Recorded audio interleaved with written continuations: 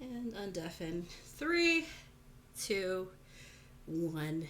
The only reason I swapped is because Firefox started being really weird with YouTube, and I just couldn't get it to work. Hi, guys. Yes. Hi. I was Oh, betting hello. that I was gonna pop in on like a super cursed conversation, but to my surprise, no. Oh, Well, you should have well started done. a bit earlier. We were talking about like titty milk and shit. The gamer subs flavor. Okay. Well, that's certainly a way to start a campaign. That's certainly a I've good way had to start a I've had campaign. weirder things. Trust me. Yeah. Hi. Welcome, guys. Welcome back. Of course, none of you are strangers to me at all. We have been running Starfall for a couple of weeks already, but we've been on break. So welcome back, everybody. Did you miss me? Yeah. I'm going to Yeah. strangle DG. Why are you gonna strangle the boy? Why are you gonna strangle my assistant GM? They closed my brother. You just got it. We gotta find the shortcut. It's fine. You gotta turn off the. You just gotta turn off the thing. Yeah, just turn off. No, wait, that's enabled. Wait, what? Oh. Hold on. Control Shift X. Just get rid of that, and then it's fine. Now it'll work probably. Oh. Yeah. See, now it works. So, although I'm familiar with you guys, you're all familiar with each other. For the people at home, they might not be familiar with you, so why don't we fairly quickly go down the line and introduce ourselves, who you are and what you do. Don't introduce your characters just yet, we will get to that. So, Archon, please introduce yourself to everybody, please. Why am I first? Because you're on the edge. You're the first on the list, that's why. A. A comes before every Alright, letter. It comes before every other letter. Hey everybody, my name is Archon. I am a angel VTuber, I guess. An angel's ghost VTuber. I predominantly stream a variety of games, mostly just Minecraft or any other games that I'm feeling. So I'm a chill guy. I'm in my little fun fact about me. I'm absolute dog shit at any kind of game I am at.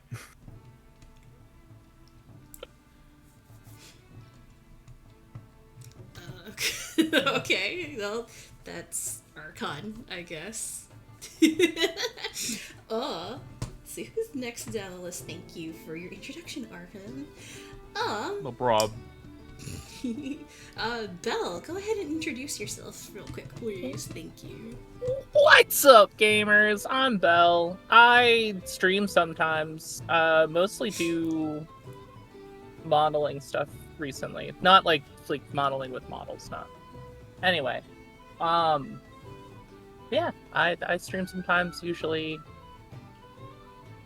I've been doing art streams more often, but sometimes I'll play video games, like to collab and do stuff with people. And I'm happy to be here. Nice, excellent. Who's next on our list? The Magnificent Crane. Please introduce yourselves to everybody, please. Oh, we're going down this list. Okay. Yeah, not this overlay, unfortunately. Okay, well, hello, I'm Dr. Dorian Crane, Plague Doctor Alchemist, and I mostly do retro RPGs and reading ASMR. So, if either of those are your cup of tea, please feel free to stop by my apothecary. Excellent, thank you, Crane. Rolando, would you like to introduce yourself, please? Yes, I would. Hello, I'm Rolando Cruz. I am a voice actor. I have voiced in a couple of small games on itch.io.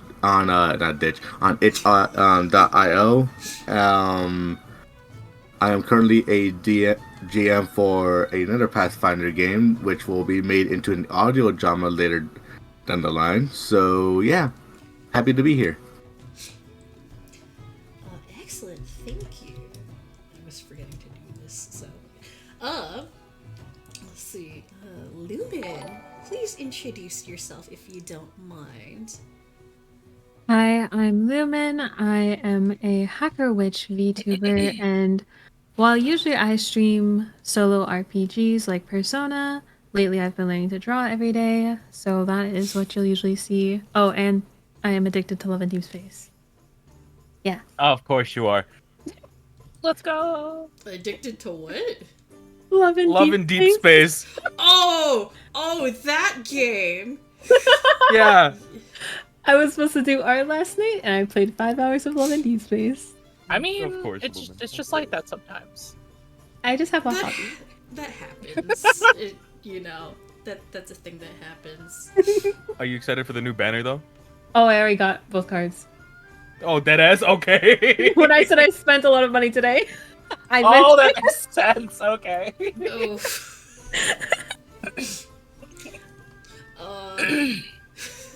Well then.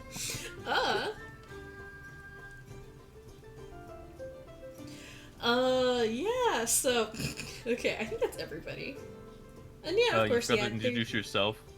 I did introduce myself, but in case you missed it, hi everybody, I'm Phoenicia, otherwise known as Fo, which is what everybody calls me. I am an illustrator, writer, and perpetual Pathfinder GM. That's kind of the big thing that I've been doing for a while. I have about 3 or 4 years of GMing under my belt and a couple of campaign stories completed. So if you haven't seen any of my other campaigns, Regenesis or High Stakes, those are all available on my YouTube. There's a lot, so, you know, don't feel obligated to sift through those. You don't really need to have seen those campaigns in order to understand what's going on in Starfall. This is completely, largely standalone story that takes place in my setting, which is called Mistgard. So, if you've never watched any of my previous campaigns before, never fear. Everything will kind of be revealed to you, so you don't have to have prior understanding of any of my work to understand what's going on here. Don't worry about it. Alrighty, so since we've got our introductions out of the way, I suppose we can get started. And I'm realizing that my overlay is broken because my second monitor is a different aspect ratio than my normal overlay. It is fine. First session scuff. Lovely. Alright. Fix that. I wouldn't worry about it right now, so I'll fix it later. Anyway.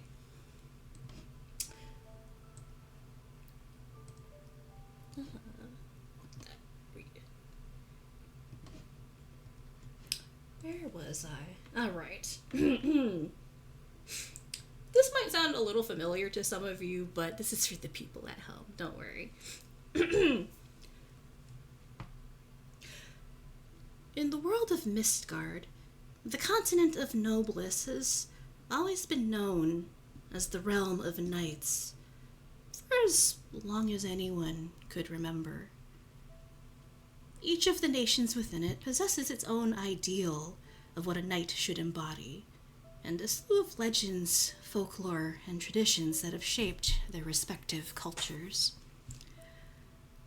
The Majocracy of Albion believed that a knight ought to be peerless in not only martial prowess, but intellectual and magical as well, for to ignore the mysteries of the universe was to limit one's potential. The Plains-blessed kingdom of Lothair felt that a knight ought to be a skilled rider, for the respect for nature and the bond of harmony between mount and rider was believed to foster great empathy, loyalty, and leadership. In sunny Valencia, it was believed that a knight should be bold and fearless, for one required great courage and passion to stand against injustice, vanquish all foes, and venture into places others would not dare. For those of the vibrant country of Florentio, a knight must possess charm, poise, and an eye for the dramatic, weaving such wonderful stories so that the tales of their deeds might inspire others to greatness. For the steadfast bastion of Immernach, a knight must be staunch and unyielding, so that the weak may find protection, the strong may find an enduring ally, and their enemies may crumble beneath their dominating might. For the humble people of Genosia, whose history is not nearly as vast and storied, a knight is one who serves those in need, possessing such kindness and generosity that helps alleviate suffering. 100 years ago, the bloody conflict known as the Mage War devastated Mistgard, plunging the world into a period of death, destruction, and darkness, leaving the future uncertain. but amid the bleakness, there remained a glimmer of light. 6 individuals from different nations and walks of life found purpose. United under a shared dream and guided by the light of the goddess Lumine, they fought back against despair. From the ashes of war, the nation of Genosia was born. The nation of Oaths and Starlight founded what would become known as the 6 Knights. Like stars in the night sky, they shone with such brightness that their light would continue to guide others long after the 6 Knights' time came to an end. In Genosia, it's said that on clear nights, if one speaks an oath from a place close to the stars will listen and perhaps grant their blessing. And so, many venture along the path of the stargazers in the hopes that their sincerest wishes will come true.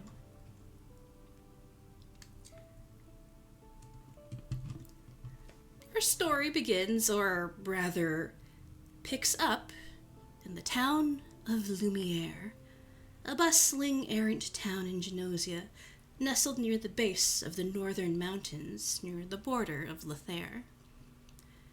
It was about a week ago that our protagonist took on what seemed like an ordinary job of escorting a group of tourists up the mountain to the Lighthouse Observatory. But what started out as an ordinary job quickly ran off the rails when the cable car they were on malfunctioned. Although the party and their tour group were able to escape the cable car before it plummeted into the mountainside, they were left stranded with a snowstorm rapidly moving in. Aided by Chantel Beaumont, the tour group organizer, and Nova, a mysterious mage accompanying the group under the premise of meeting some old friends, the party made the treacherous journey towards the observatory, battling ravenous beasts and overcoming obstacles posed by the rugged, wintry terrain. Upon reaching the observatory, the party soon learned that Nova was, in truth, Astarion Nova, one of Genosia's founders and one of the 6 legendary knights. After subjecting them to a challenge of combat, he revealed to them his true intentions: to assist him in finding worthy successors before the next Starfall, which would be occurring within the next several days. And he beseeched the party for their assistance. Wary but sympathetic to his request, at least for the most part, the party reluctantly agreed. That was a week ago. And we pick up while the Festival of Stars, one of Genosia's most important festivals, is in full swing, and in fact, nearing its end.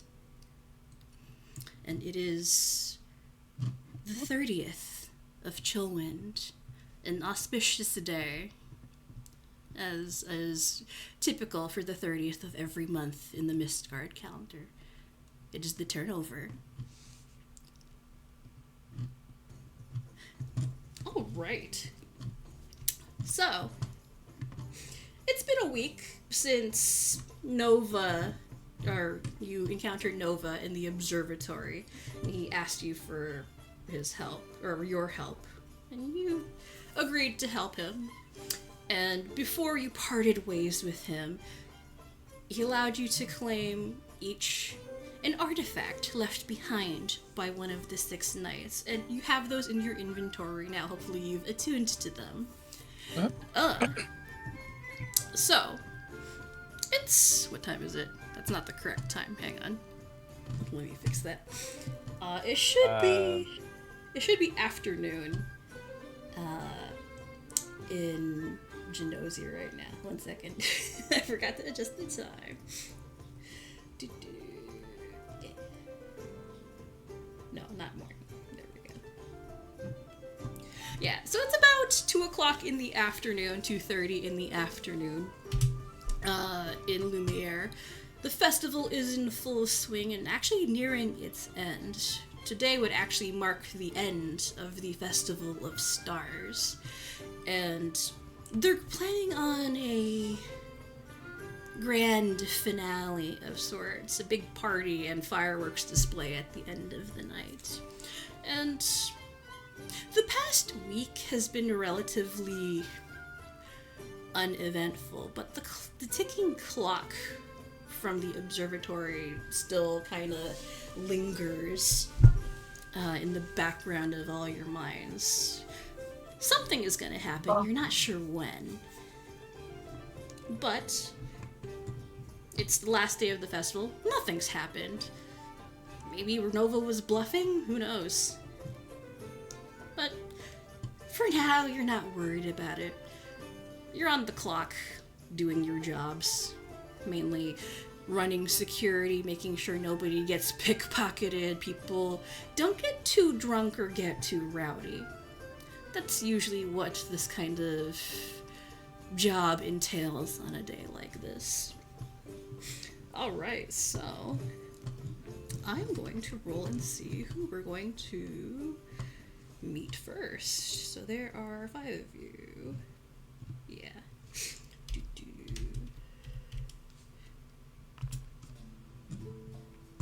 Oh, ignore that. That's nobody. Do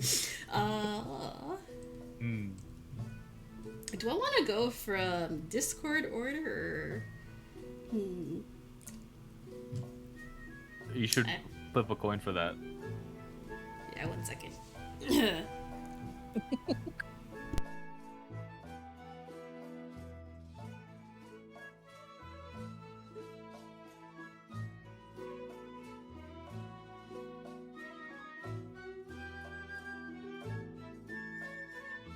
If they go to find a coin. I think Oh, Bunny... sorry. All right. No, I had to mute because I didn't want to hear any clattering on stream. All right, so I flipped a coin. We are going in overlay order. So let's meet Reverie first. Oh. Well, alrighty. Alrighty. Alrighty. Alrighty. We pan to a rather interesting looking individual with dark blue hair, red horns, and dressed in what can only really be described as goth attire, maybe. Maybe. What is Reverie doing right now? So, Reverie is on her phone, obviously. Just nose in it.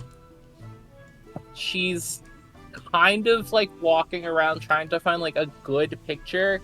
Cause like it's been a week, you know. She's done a little bit of bragging, maybe puffed up the story a little bit. But now she's still trying to be like relatively away from people. It's still too many people, but she's trying to find like some good shots that she can like twist a little bit. Has she done any vlog postings since, or Not since. Just like that was I need a break. I didn't expect any of that. That wasn't supposed to happen. Just I was here to disconnecting. visit. I don't know what's happened. We gotta disconnect. But she's back at it. She took her week hiatus and then came back. Yeah, the town square in Lumiere is done up quite nice. It's getting close to the year-end celebration, so they have a lot of festive decorations. So not just for the Festival of Stars, you know, they have a lot of star ornaments and lights strung up everywhere, but they also have some year-end stuff to be like the equivalent of New Year or Christmas here. Mm-hmm. It does Also look for you- real yeah. fancy. Yeah. Also, for you guys at home, yes, my setting is modern. There's electronics, there's computers, there's internet, so you're gonna see a lot of that stuff. We got cell phone. And We got cell phone. And We social got media. social media. we got Schmacebook and what's the words? What were the social media apps called? So the equivalent of Twitter would be Whippoorwill. Whippoorwill.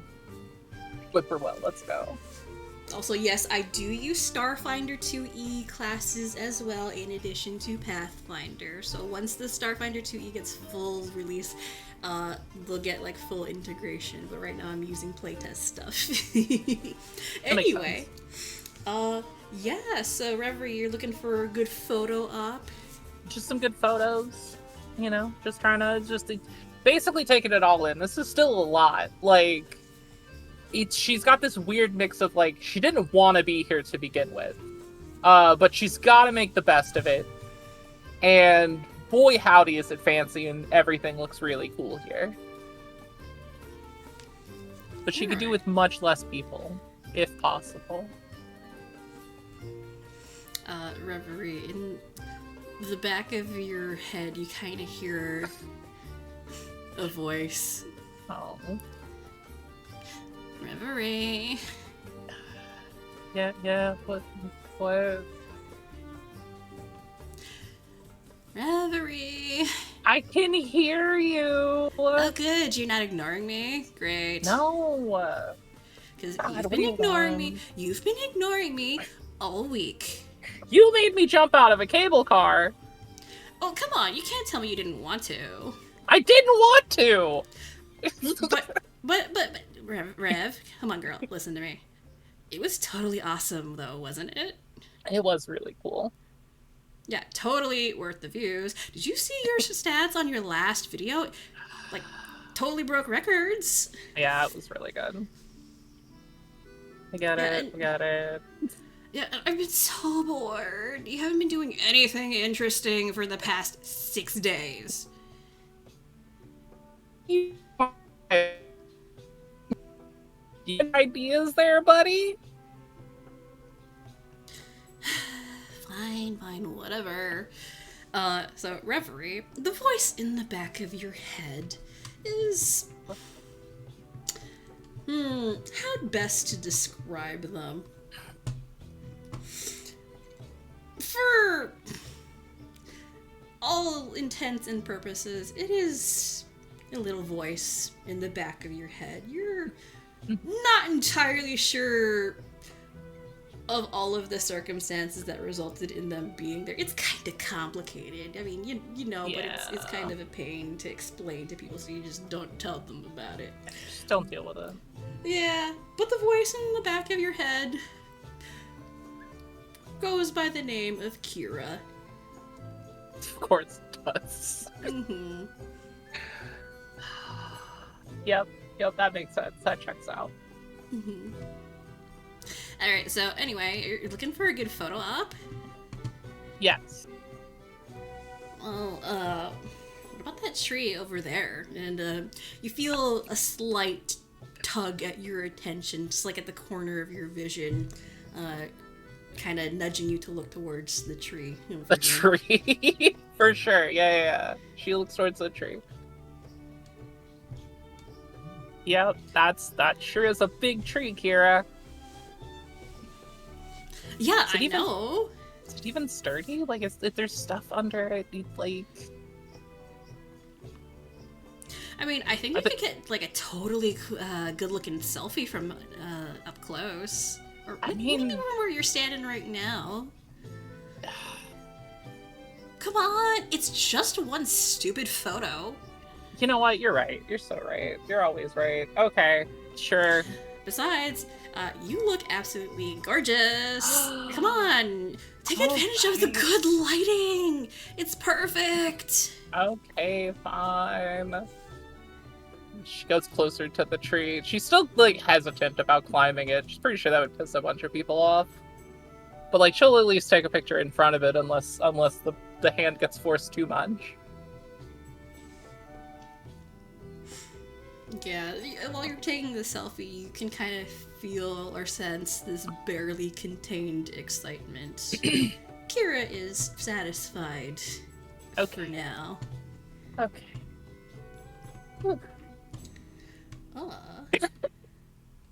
So let's see.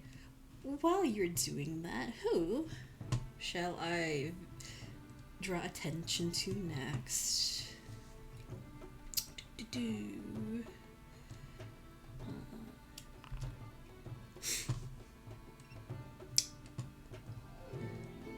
Who's that?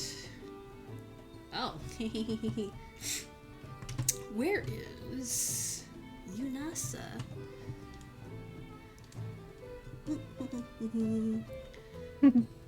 Here we go. Pat, pat, pat, pat, pat, pat, pat, pat, pat. We pan over to a rather lovely looking mermaid. Although you can't quite see the true majesty of her long flowing tail because it looks like she's in a wheelchair, but it looks like a cross between a bumper car and a tank. It's kind of fairly well built, covered in metal plating, but it has these tank treads.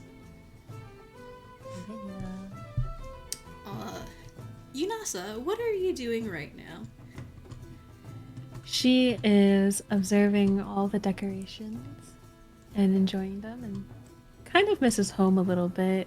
She's realizing how different it is from here.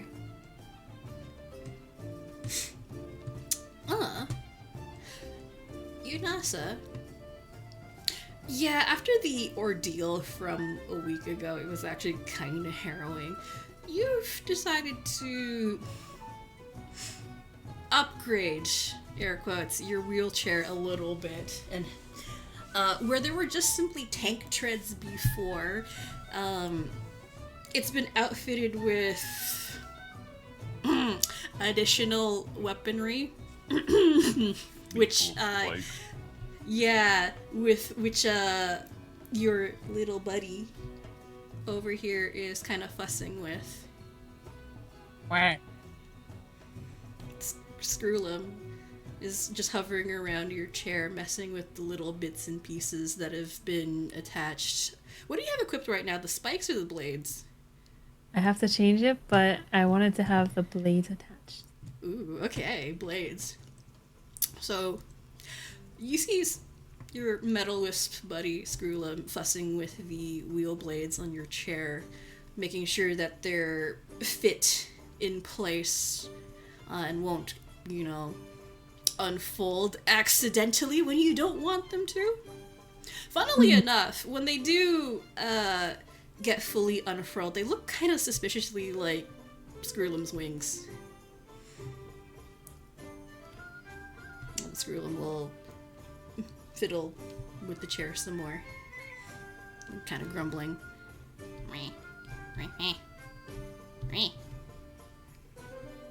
Like you. Wait. Pats the chair with a soft clank. Flashes you what I guess you could interpret as a thumbs up. Wisp looks very proud of itself. Did such a good job. It makes the Wisp very, very happy. You see its eyes close. Makes another little happy noise. It claps its hands together. Clink, clink, clink, clink, clink. And then makes a couple of... It looks like karate chopping motions with its little wing hands. It's like it's making martial arts fighting moves.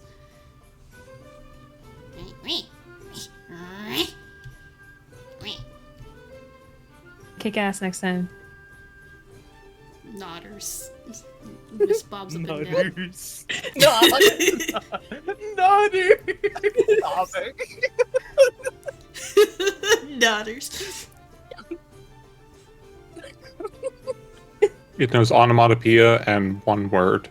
The one word is nodder. I didn't actually mean to say nodders. Nodders is what it's doing. Whatever.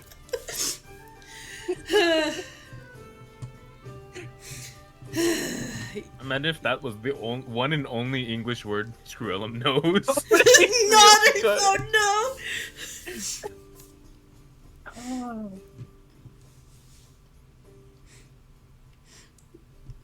Screwlim stares at you expectantly. Nodder?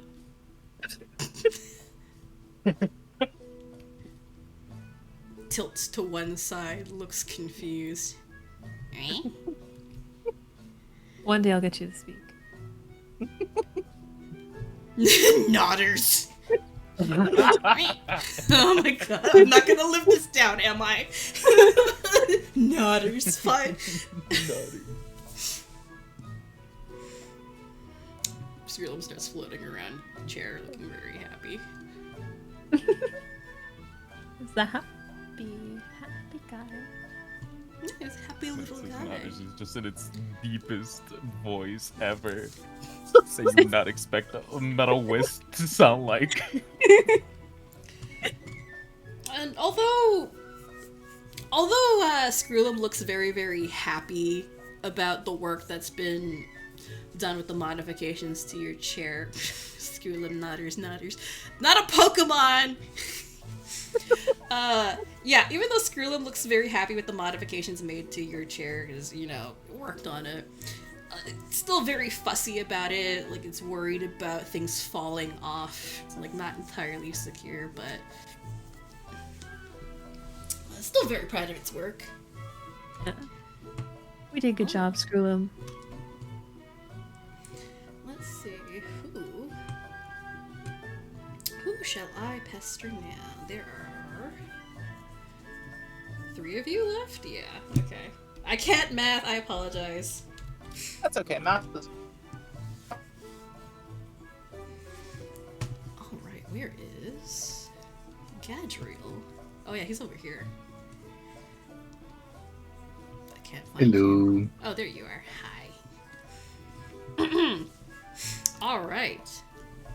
Standing by the fountain in the town square, or sitting, I'm not sure what he's doing, He's sitting down. is a rather tall and muscled, blue-skinned elf with green hair. Rolando, what is Gadriel doing right now? Right now, he's just looking out into. Where are we now? I'm very sorry. You're in town, the town square. It's the height of the festival. Everything's kind of bustling. It's decorated quite lavishly. There's all sorts of smells in the air, like of food from the local stalls, and a lot of noise. It's fairly noisy. He's just Gadriel is just looking out, and just looks down and says, "Did I really just spend all my money on the stuff that I didn't need? And so this kind of sucks." What stuff? Like just Like- consumables like potions, pendants, talismans, maybe a rune. I don't remember why I asked for, but he's just there, sitting there, wondering, am I going to get that wish? So while Gadriel is sitting there going through things in his bag and possibly regretting his life choices, roll me a perception check, please. Okay, give me a moment. Where is it?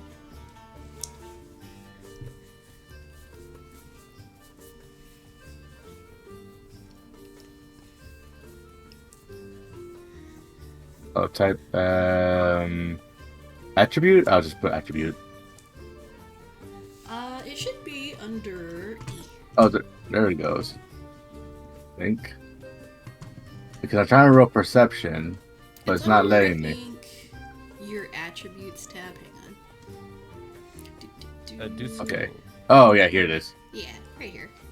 There's no active encounter. Oh, Well, that's that would be because you're initiative, rolling then. Initiative. Yeah. Attributes Oh, and at the There bottom we go. under perception. There we go. There we go. There you go. Okay. So, Gadriel, while you are sitting at the bench, going through your bag and questioning your purchases, you see a shadow kind of loom over you. And you see the avian face of Chantel staring at you. Doesn't really catch you by surprise. You hear her coming. She, like, with her wings, she kind of has a bit of a big profile. I look up and see that Chantal is walking toward me, and I ask, "Oh, hello." Ah, bonjour. Monsieur Gabriel, is it not? Yes, it is Gabriel. I can't help but notice that you look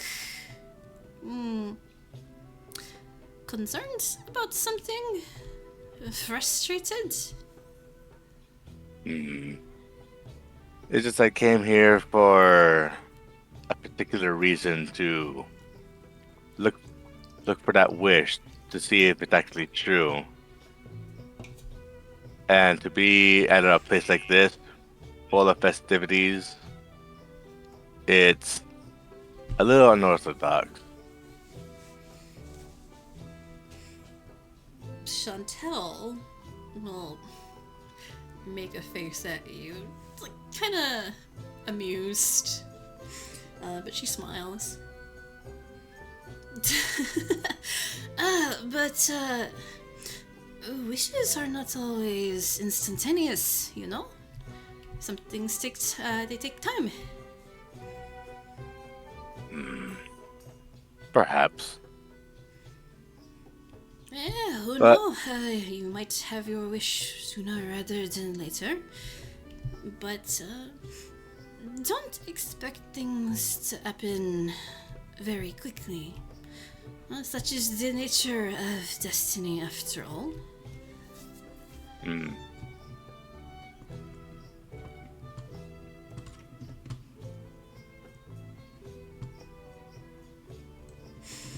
She will smile and lean forward and give you a rather sympathetic pat on the shoulder.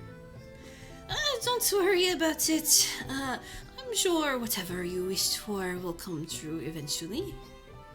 Who knows?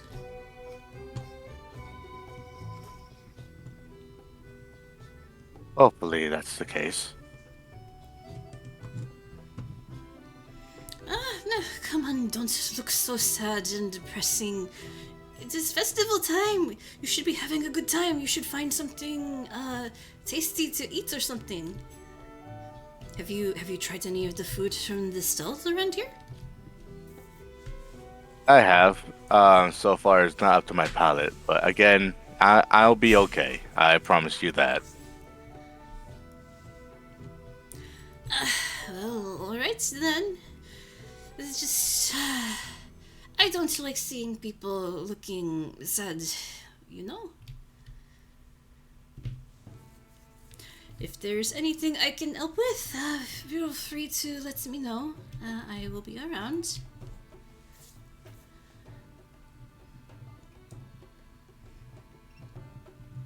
Thank you. She will flash you a tearful smile and then continue on her way.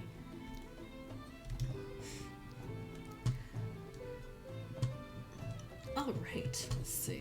We have 2 more people left. Coin flip time!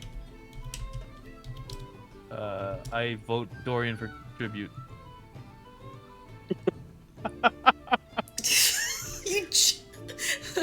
You called it. Alright.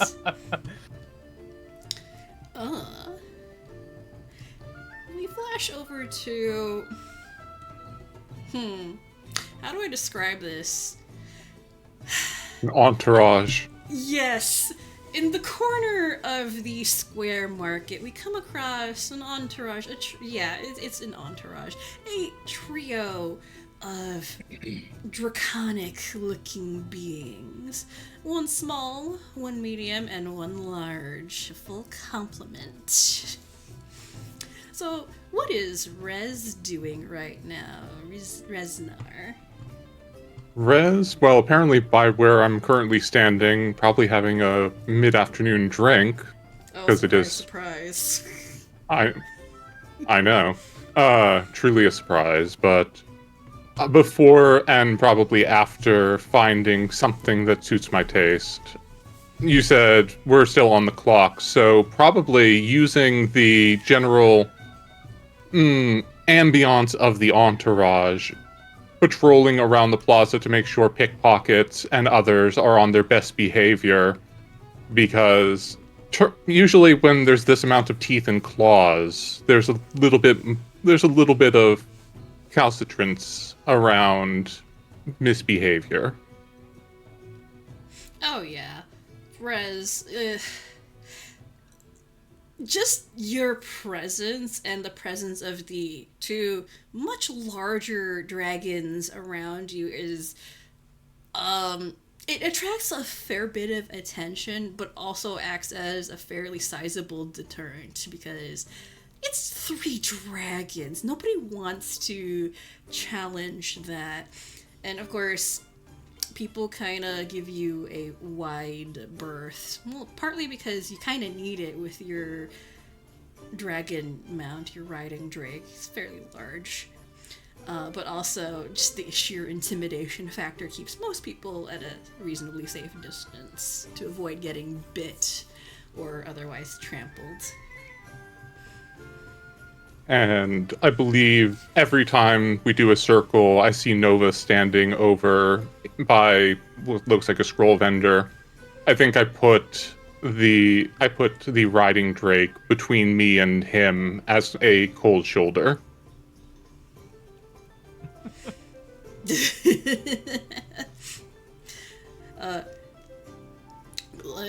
you nudge him or just kind of make that intimidating gesture? Oh, I make no gesture about it, simply a statement of body language. And also, I spend some time going around looking at the various stalls because I'm curious, as always. As you're going around, Chronoglass definitely notices the rather brusque behavior. Hey, Rez. Yes. Are you still pissed off at that guy? I don't usually get over people that try to kill me too quickly, no. So yeah, just a little bit. Just a little. I mean, do you think he was really trying to kill us? I think it was close enough. The stab wounds were close enough. Oh yeah, fair point. But he didn't really do a very good job of it, did he? We're still alive. True. We're still alive. No thanks to him. I could be angry if I want to. Oh, I'm not disagreeing with you. The guy's kind of a dick. Hey, we're in agreement for once. Look at that. What, I'm not allowed to agree with you? Come on, I know dickish behavior when I see it. Squints at you. Absolutely does not acknowledge anything of what was just said. Continues striding along. Does the, I'm wearing my trench coat, so there's, the flap of the wings of it behind me for the extra dramatic effect of, turning a corner. The coat flip. And also, because you have your mount with you, I want to pronounce it, but I feel like I'm gonna butcher it horribly. Biver. Biver, okay. Yeah, you have Biver with you. And on its own, it's fairly large, but then you have that and Chronoglass, who's not really a slouch themselves. You take up a lot of space, you and your entourage. And the whole time, Chronoglass is sort of side-eyeing Guiver. Hey, Rez. Did you Yes. really have to bring that along? Aren't I enough? I mean, the extra teeth usually helps doing the job. And again, what if I get tired and don't feel like walking? Okay, fair point again. But I don't know. Do you think the extra teeth is a bit much? People look actually scared now. When it was just me, it was, a novelty, kinda cool. Are you worried that you're going to be, what, yesterday's news? No, he could never replace you. Aw. Petting the other Drake on the snout. Well, hey, wait a minute. Are you talking to me or are you talking to... Stares at Guiver. I'm talking to you. I can't talk directly to this one yet.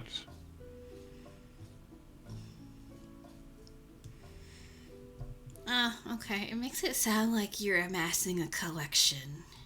I don't know how I feel about that. Well, wait till you see some of the other spells I've learned. Oh dear. I feel like I'm gonna be regretting something very, very soon. I kind of want to ask, but at the same time, I don't want to ask. You want to see the rat again? You get the rat back out.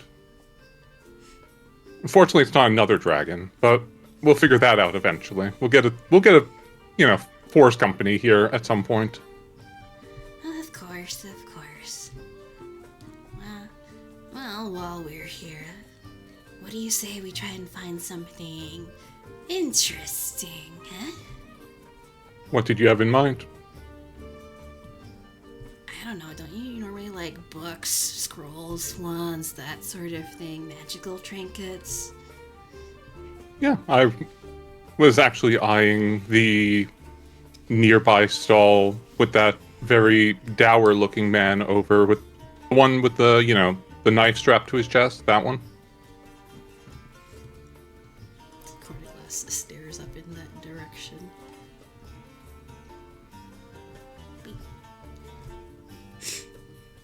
No, that guy?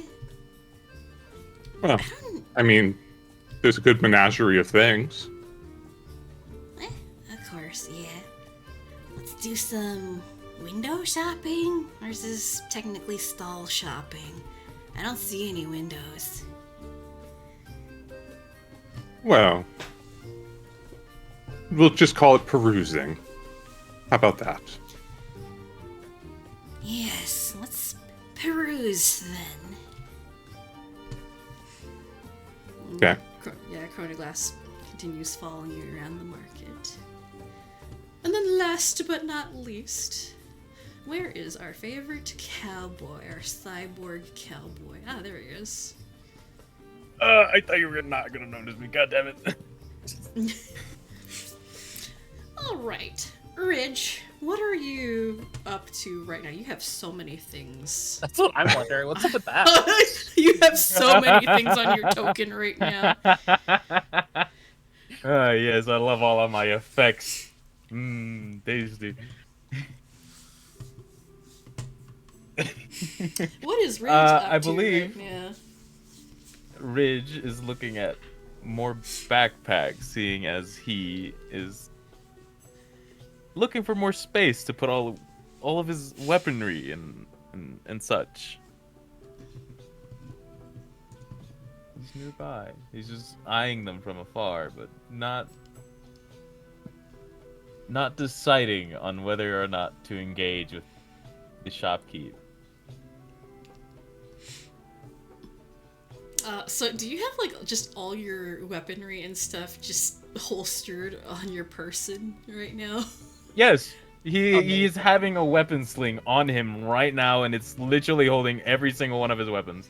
Because yeah, you have like how many right here? 1, 2. I have three, 1, four, 2, five. You 3, have 4, six! 5, 6. You have 6 I guns. have 6, yeah. So That's I have 6 fine. guns. this is just straight out the Matrix scene when they walk into the building, Yeah. fully strapped. I'm just strapped, bro. I'm just looking for another bag to look for a bag.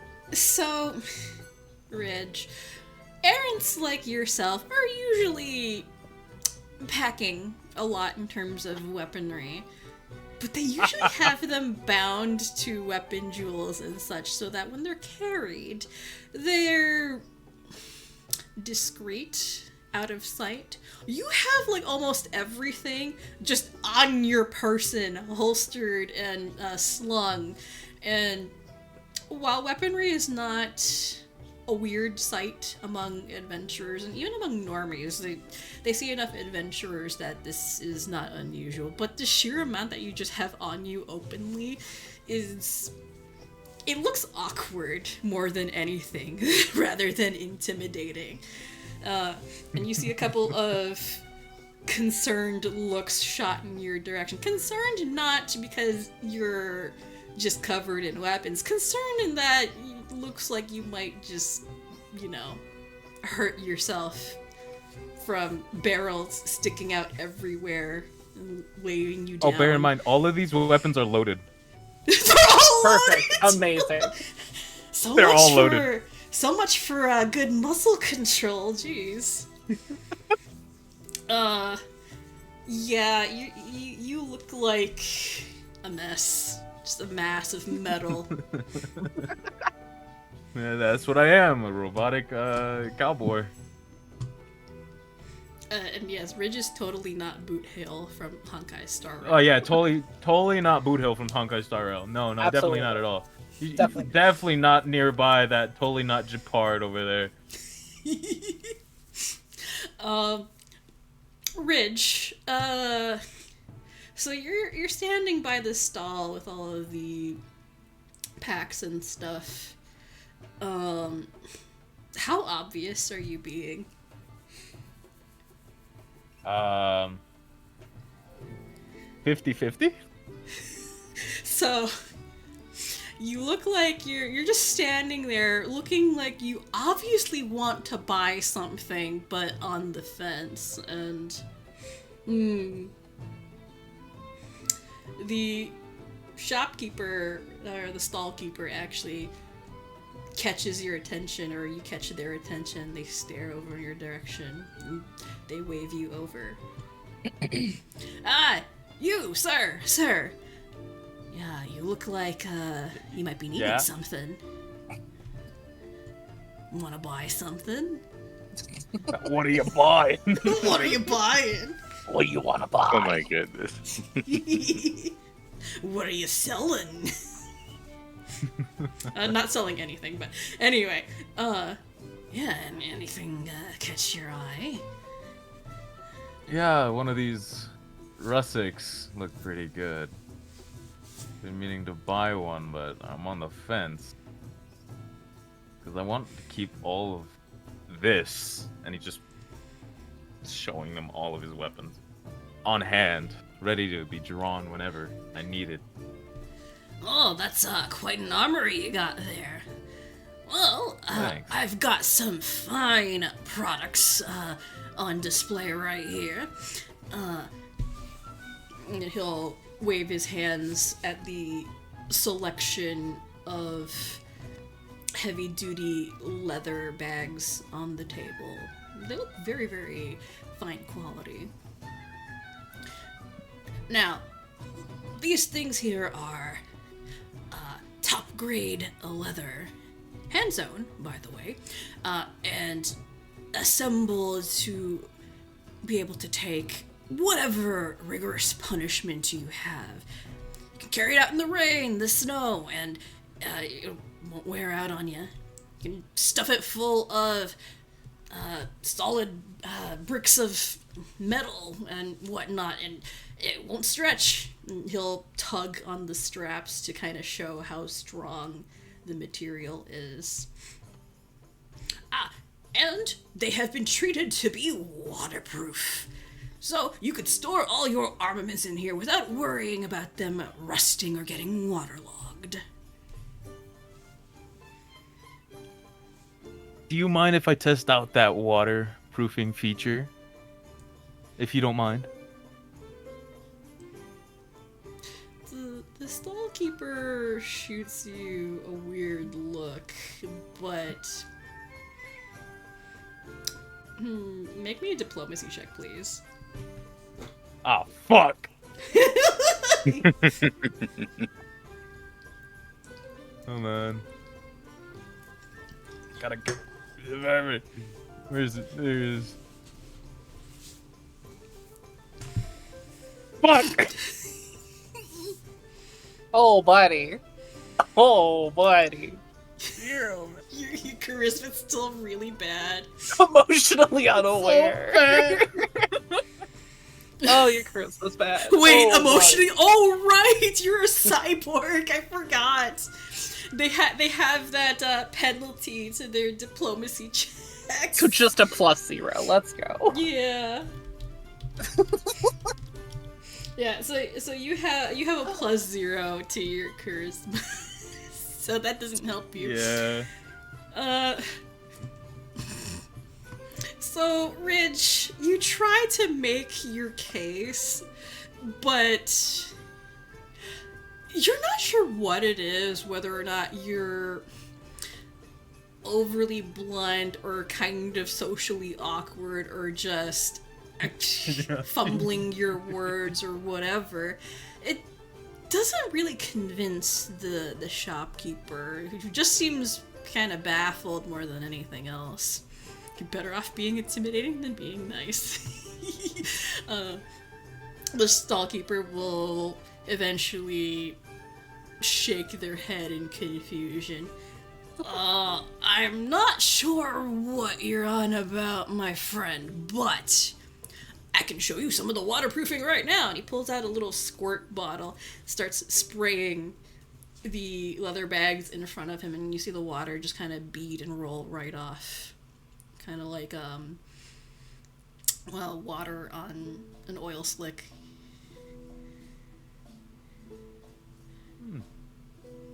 Alright. How much are one of the bags? Let me look that up real quick.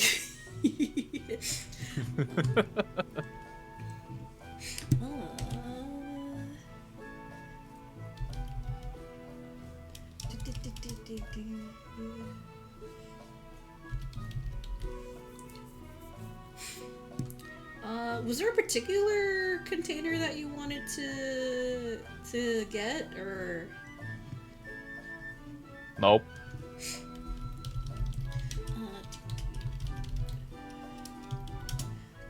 Let's see. Because backpacks are cheap, I think. Backpacks are 1 SP. Yeah, they're Yep, one they're SP. Super cheap. If you wanted something more fancy, like the spacious pouches, which are 75 GB. yeah 75, which I don't think you have. Let me double check. I have 132. Oh, actually, you do. So you could afford a spacious pouch. Mm-hmm. They're not super expensive. All right, so the shopkeeper will gesture to one of the smaller looking bags. It's very simple, but fairly rugged in style. Kind of, suits your whole aesthetic. And I will say, well, these more mundane models are only a single silver. But if you're looking to haul a lot of things or really heavy things, well, you've come to the right place. And he'll shift your attention to a bag on the other end, and honestly, to you, it looks about the same, because a bag's a bag, right? But it looks a tiny bit fancier than the basic backpack. The buckles are, rather than an antiqued metal, they're like, polished metal buckles and fittings. The leather is also, looks like it's much higher quality. There's no pock marks or scratches on it. And it just kind of seems... You're not sure quite what it is, but it seems a little unnatural, kind of. just the vibes are a little off on it. Now then, this one over here is your rather standard adventurer's bag. You know, the ones that are bigger on the inside than they look. Yeah, those kinds. Uh-huh. Oh yeah, it's been magically enchanted to carry a much bigger volume than a normal bag would allow. I believe the specific enchantment on it is called Spacious Pouch. Rift bags? I don't remember. Magic is some bullshit. I don't fully understand it. But it'll fulfill your needs, it'll last you a while. And it's like raising an eyebrow and gesturing to the magical bag. Alright. Now, this I'll one take it over off your here, hands. it's 75. I'll take it off your hands. Not gonna haggle at all? Okay. Well, I mean, I wanted to, but I don't know if I'm gonna be able to with my fucking +0 charisma. +0 charisma.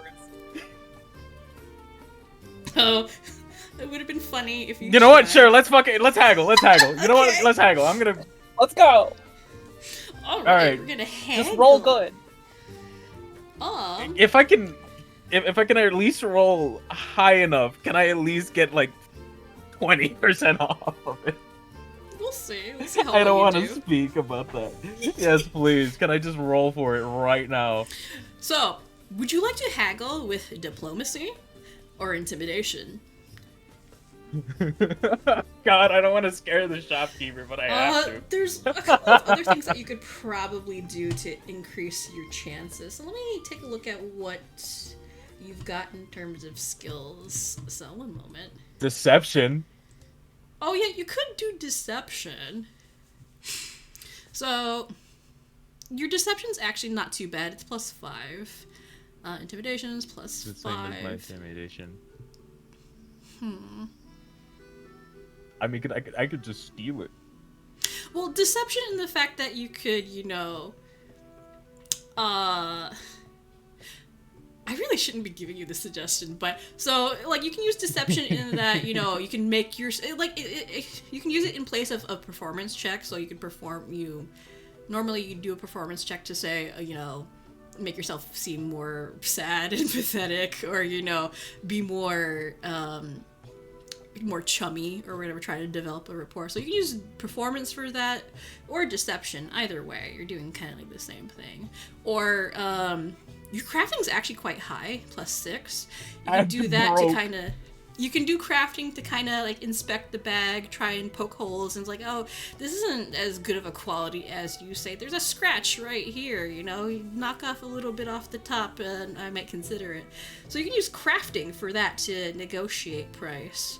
Or you can use thievery to just, yoink it, but doing it out in the open right in front of him, you would take a penalty. So there's a bunch of different things that you can do. I'm gonna do yeah. Gigi's suggestion and act broke. Alright. So are you gonna roll deception for that? To act Roll deception broke? for that, yes. Alright. Act broke, yes. Alright, go ahead. 24. That's a 19. Let's go. That's a very good roll. Alright, Ridge. How do you do this? How do you act broke? What kind of act do you put on? Sell it to me. Really sell it to me. Alright, fine, sir. As you can see, I have spent most of my money on all of this armament. So I only have about 50 I guess I could check my bag. 60 gold pieces left, and I can buy it off your hands for that. The shopkeep looks you over, scratches his chin, and eventually he goes quiet for a second or two, but eventually he relents and sighs. Well, I'm not about to take advantage on some poor sap, so you know what? Give me 60 and we'll call it square. He smiles and All right. reaches out to offer you the bag. Okay. I'll hand him the 60 gold pieces. Take 60 gold pieces off your hand, so you can go ahead and deduct that from your inventory. You now have a spacious sack of type 1. Or a spacious pouch, not spacious sack. My bad. 15 gold pieces are mine. I'll be right back. You want me to drop that in your inventory, or you want to add it yourself? I could just add it myself. It's fine. Okay. I mean the bag. You want me to drop the bag in your inventory? Oh yeah, the bag. Yeah. Yeah. Because there's, I think, 4 types. Yeah. Boop. You now have a spacious pouch. Yay! You stuff all your things in there. Yay! Before, otherwise you're encumbered. You now have a spacious pouch. Congrats, Ridge. Yippee! If I put my ammunition in there, can I still reload from it? No, it has to be on your person. Okay. Yeah. So pick and choose I'll what just weapons put my you grenades want to in have. You have grenades? Of course. I have grenades. Yes. I have both flash and frag grenades. Of course you do. Of course. That's not gonna backfire at all in the future. Ridge, while you're doing your shopping, out of the corner of your eye, you see a familiar face. You see Nova standing there at the stall full of tomes and scrolls, and he's just kind of side-eyeing you a little bit while he's flipping through a book. Stare. Nova Scotia. Huh? Squint. Just the face. That face is worth it. Hello. How are you? Snap the book shut, set it down on the table, and wander over. Oopsie. Ah, There we go. So, we meet again. Fancy bumping into you you here. do. I wasn't expecting to see you here, honestly, but given the circumstances, it makes more sense. Well, of course. It's the Festival of Stars, last day of the festival. Why wouldn't I be here? And he smirks a little bit. A festival celebrating the founding of Genosia and the Six Knights? Of course I would be.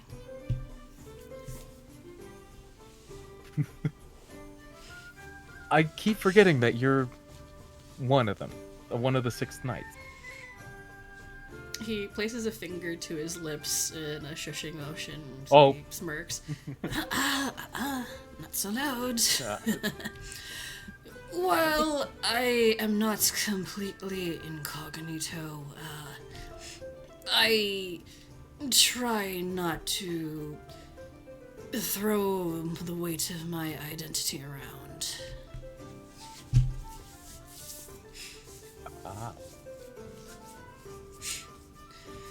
As far as oopsie. Oh, As far as anyone knows, oopsie. Why do I keep doing that? I'll just move over there. As far as anyone knows, simple scholar, nothing more.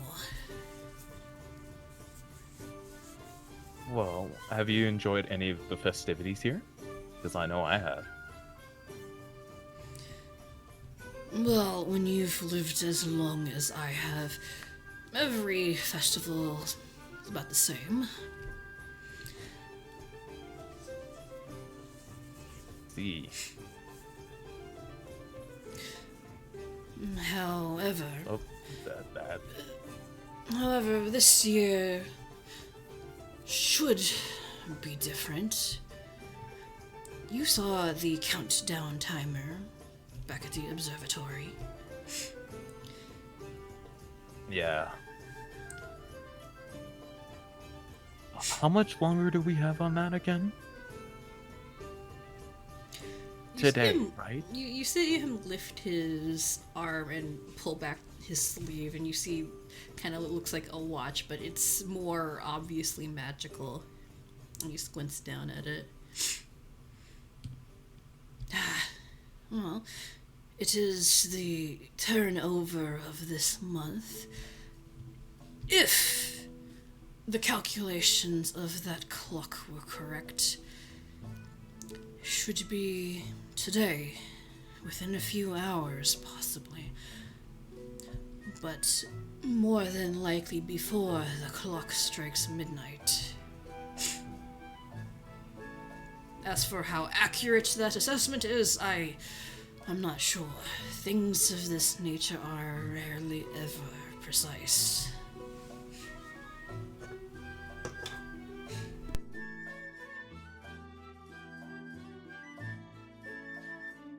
Well, I better get going and see if everyone else is. And get everyone caught up.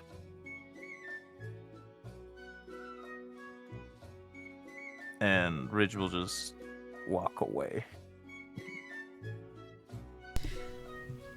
Nova will Oh, wait. nod as you walk away. And maybe a perception check, please. Sure. Yeah, I wanna see if you're able to catch this.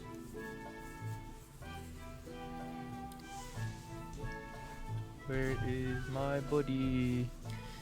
Yo, buddy. Where's my buddy? Where's my buddy perception? Under Under attributes, attributes. it'll be at the bottom. There he is. Ooh, 24. Gunslinger, high perception. Why am I just always rolling really well on everything other than my fucking charisma? Because you your have plus charisma's zero plus charisma. zero. Like, obviously. Don't have plus 0 charisma. Yeah, exactly. So Ridge, just as you turn to, yeah, it's +1, but any diplomacy checks he makes it a -1. So Ridge, just as you turn to walk away, you see the pleasant, relaxed demeanor of Nova slip for the briefest of seconds, and you, out of the corner of your eye, you notice he looks actually concerned about something, and you kind of hear him mutter under his breath, I hope the estimations are correct. I don't know what's going to happen this time around. And that's what you hear as you walk away. Oh.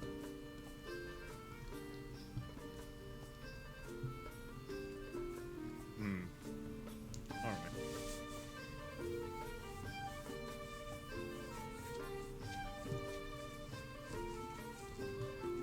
Alright, what would you like to do? So,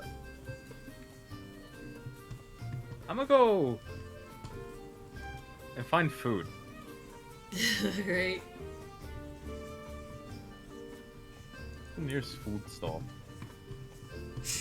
Uh, Right over here. the nearest food stall. Yeah, Food food's like is everywhere.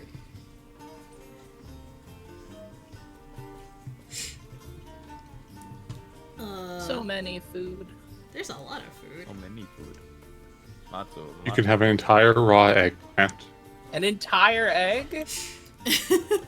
that's been planted in this economy. Crazy. So, Ridge, the stall that you walk up to has an assortment of freshly baked goods, cookies, muffins, obviously, like, you know, chocolate stuffed pastries, some savory stuff too. Some are actually also stuffed with cheese and herbs. A lot of cheese, weirdly enough.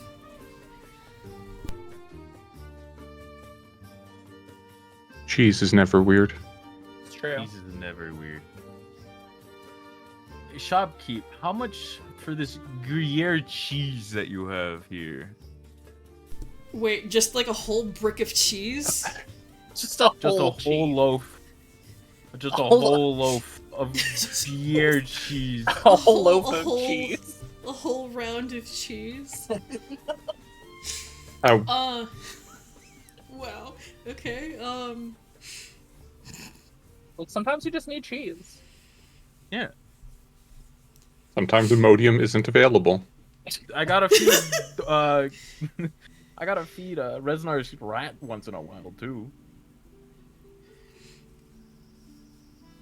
The shopkeeper at the booth looks very surprised by the request.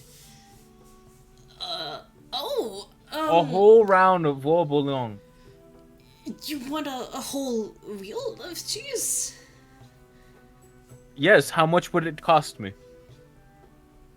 Oh, one moment. How big do you want? We have a couple of different sizes.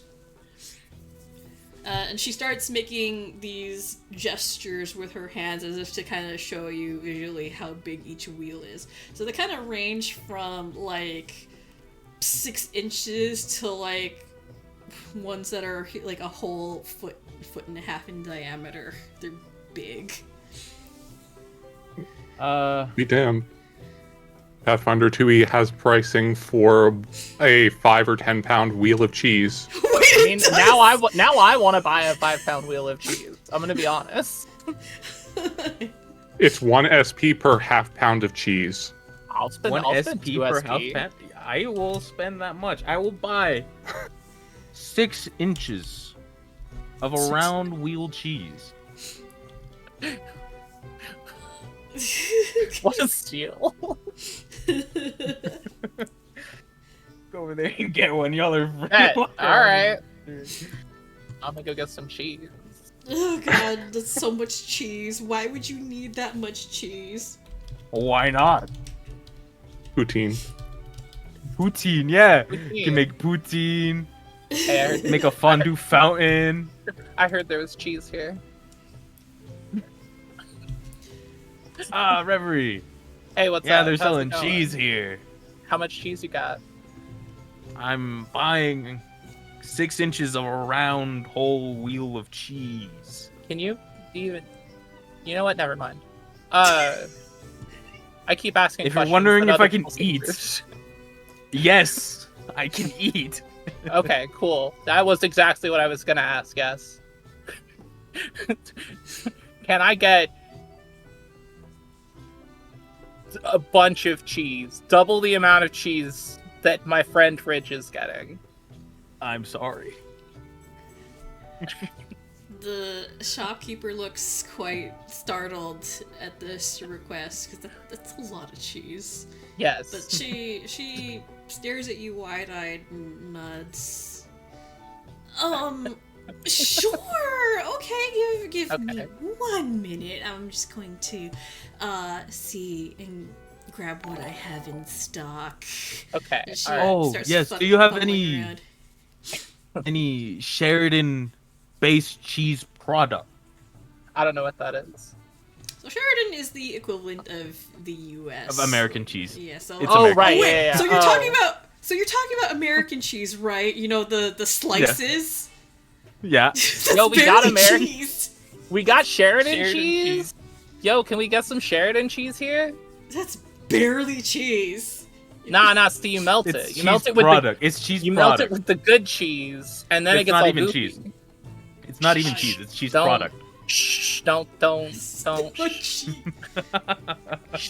It is legally not cheese. Exactly. Look, Food where I come crimes from, that's galore. cheese. You dip chips in it. It's really good. Food crimes galore. Awesome. I'm crying right now. Me loving to cook. Anyway, the shopkeeper looks at you confused. Sheridan cheese? You mean the thing that comes in plastic wrapping? That's with the stuff, right? With the individual slices, yeah. Yes, I'm planning on making a queso with it. Oh shit, we making queso? In the back of your head, Reverie, you hear, "Oh my god, I love queso!" Can you Sounds even taste? awesome. Can you even taste when I eat food? Yeah. Oh shit! What did you think I was doing this whole time? Why do you think I keep pestering you to try certain things? I don't know. Come on, Do you want something? I can get you something. This is being said out loud. Yeah, no, By the I was way. gonna say like Rage just looks over and just says like, "Are you okay? You kind of sound like you're having a conversation by yourself." I am having a conversation. Don't worry about it right now. I'll explain later. Maybe it's fine. Do you want anything, Kira, or no? Kira. Oh my god, Reverie, you know the deal, right? No. You're not supposed to tell anybody you're talking to somebody in your head. They just think I'm crazy. It's fine. Duh. Is that really a good thing? Really? I mean, it keeps them on their toes. Oh my god! Oh my god, Reverie. I'm fine. Don't worry about it. Don't worry about it. Girl, we really need to have a talk. You know. Fine. We can have a talk later. Do you want any Yeah, cheese? later. Not right now. Okay. Well, we're in Genosia, right? You know. Yeah. Why not get some Genosian cheese? That's their specialty. You know, the stuff with the holes in it. Oh, that is good. That's good stuff. That is good stuff. We're You in put it on a Switzerland. I'm sandwich. kidding. Yeah. Yeah, that's what I mentioned this Genosia is, yeah. before. You're in the equivalent of Switzerland. I actually don't think An Swiss American cheese. All right, so here's what we're gonna do. I'm gonna get some of the Sheridan cheese, 2 times whatever Ridge got, and then also some Genosian cheese, but like half the amount of the previous one. Why are you giving the shopkeeper a math problem? Yeah, my brain just kind of died a little bit there. I have to do math. Okay. Okay, wait. I can make this easier. Let's say we're doing like 6 inches or whatever. Okay. So I want 4. Wait. No. Yes, I want 4 6-inch blocks of cheese or circles or however you do cheese. So you want And I want 12-foot. No, because it's different. So I want one of them to be Sheridan cheese, and I want 2 of them to be whatever Ridge got, and then I want 1 of them to be Genosian cheese. But 4 altogether. The shopkeeper stares at you puzzled and lets out a slightly exasperated sigh. I'm gonna pay you extra, it's okay. fine. Alright, very well. But you do know that you can get Sheridan cheese at the supermarket, yes? I'm not Probably. I'm already here though, is the thing. Like, if you don't have it, I can go to the supermarket, but if you do, that would be convenient. All right. You see I'm just the shopkeeper. already here. You see the shopkeeper going to the corner and preparing the cheese in the back and wrapping it up in paper. And when it comes to the Sheridan cheese, you just see her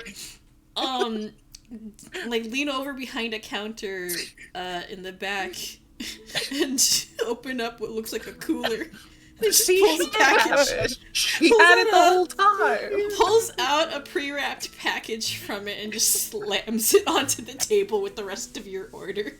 I'll take it. It's It's some weird, It's not a Sheridan brand, it's a local brand, but it's still the same kind of cheese. It's the that you're same looking for. thing. Yeah, All right, but it's same. pre-packaged in like a heat-sealed plastic bag, unopened, just slants it on the table with the rest of your order. So you have this very nicely wrapped local artisanal cheese, Right. And then you have It's just a package of a grocery store package of yeah, sliced cheese. beautiful, perfect. That's exactly what I was looking for. How much is that? How much is the Is cheese 2 again? gold enough? I'm just gonna It give was- you 2 gold. That feels like enough, right? It was 1 SP per half pound. So 2 I don't know when we- SPs. So I'm gonna give you 2 gold for dealing with this. That's a And you lot, can- but yeah, sure. You can She's not keep gonna the rest. complain. You can keep the rest. It's fine. Despite the odd request, the fact that you're paying that much for, a couple of bricks of fancy cheese and then, the shitty cheese, she does not complain nor question you and happily accepts the 2 GP and then slides your order across the counter. Beautiful. I'm gonna put it in my bag and then You now have a lot of cheese. I have so much cheese. Let's go. Alright, I got my cheese. I'm pleased. You walk away with like 6 pounds of cheese. I have so much cheese. My pocket's full of cheese. I have a My feeling that hangover. might come up later with the cheese. So, I'm gonna remember that. You have a lot of Good. cheese. Good. Oh, quick question. Do you have any Nordheim cheese? Or sorry, yeah, Nordheim. Oh, I've heard they had good cheese over there. I think we do. One moment, and the shopkeeper continues going through her stock to find more cheese. And while we're doing that, Terrible Gadriel. place, but good cheese. That's Yes. what I've heard. Gadriel, you see Reverie wander past you, and out of the corner of your eye, she's holding like a stack of Just cheese. so much cheese. It's a lot of cheese. Do I see those that American packaged cheese? Yeah. For sure, yeah. Oh, you do. It's sitting right on top of the pile. Nom nom nom. Gajio will just say, "What the fuck is that? It's Sheridan cheese. What? It's Sheridan cheese. Oh, you mean that eldritch abomination you call cheese? Yeah, I see it. Yeah, that's Why what do it you is. have it? Why do Because you I'm have not- it? What you do, hear me out. So what you do is, right, you get a big pot, you throw in some chilies, you throw in good cheese, and then you throw in some Sheridan cheese, and then it all melts good and goopy. And then you put it on stuff.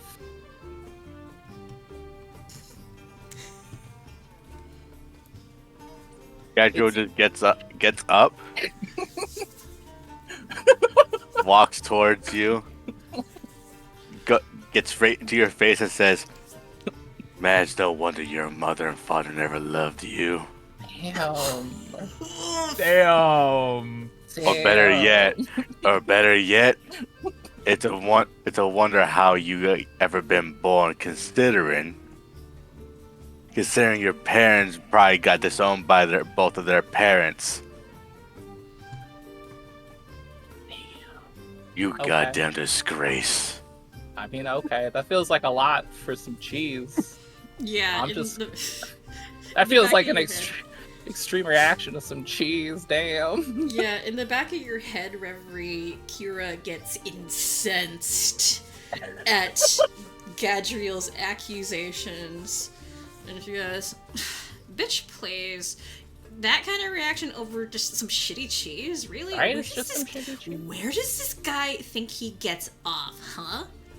You Uh-oh. should teach him a lesson, Reverie. I should teach him a lesson? Yeah, you should teach him a lesson.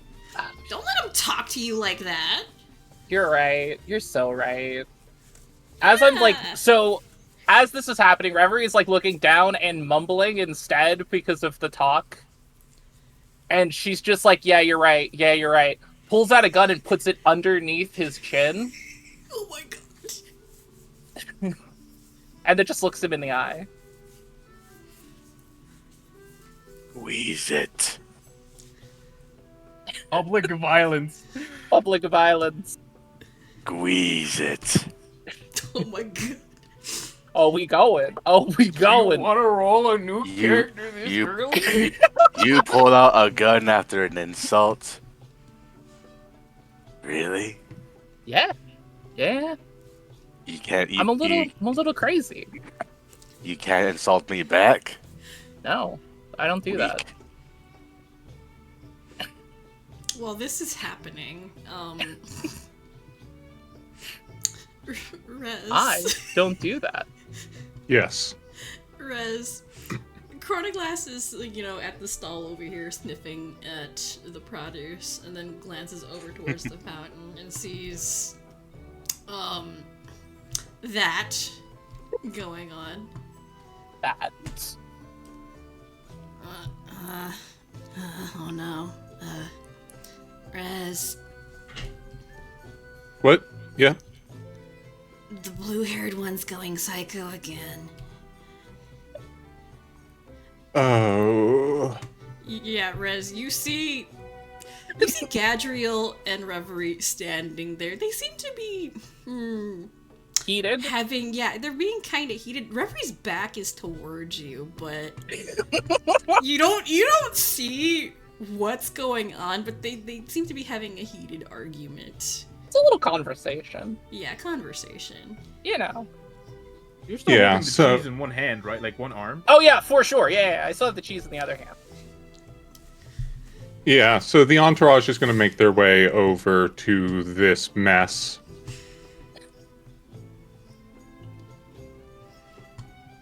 What are you doing? So, long story. Pulls the gun from under Gadriel's chin and then just aims it at his thighs, while then looking at Crane. Long story. You mean Rez? Or yeah, Rez. You're on Just- the clock. Oh right, I work now. He started it. Did you Guys start wanna- it? He Yes. did start it. See? I take full and complete. It's not even because I got the Blame. gun at him. He did start it. I did start it, yes. You're on the clock too, you lazeabout. Hmm. Why am I the only one here working when we're all getting paid the same to work? I didn't know we were working. We've been Alright, on the give me- clock this whole time. All right, What? give me a moment. All right. All right, here. I'll give you 50 gold pieces if it'll shut you up. Well, hell, I guess I gotta go do work now. I take 50. I take out my coins and take out 50 pieces. As here, you can have my pay. You're just holding out 50 coins to me? Yes. I'm taking that. Okay. 15. You said 15. Yeah. I didn't know I was working. God, puts the gun back. Remove 50 gold pieces. Remove coins. There we go. If Chronoglass Well- could be, if Chronoglass could facepalm, Chronoglass would be facepalming right now. You see Chronoglass just tuck their head into their wings, shaking their head. Wait, Oh my god. don't look at me like Just- that, Crown and Glass. Just don't pull a gun on anyone unless they're actually deserve it, okay? I mean, That means Debatable. committing some kind of crime. oh, crime. Okay, gotcha. Crime specifically. Okay. Does an emotional crime count? No. No. Damn. Okay. Well, now I got. Okay, I understand now. Fine. I guess I'll go do work. Damn. Puts the cheese in the spacious pouch. What are we supposed to be doing? Protecting and patrolling, be fair. Oh, so I'm supposed to not just. Okay, got it. Understood. Chronoglass. Do you think I was just- again? Oh my Look- god. I got pulled into this. In my defense, okay. I was here on a vacation. I'm confused. You volunteered. We even got you Well- back pay. Yeah, for sure. But like, I'm warming up to what's happening. You know, I'm bad at attention sometimes. Isn't your job attention? Yes, exactly. You know what? Fuck me. Yeah, right. I'm out. I'll just hang out here.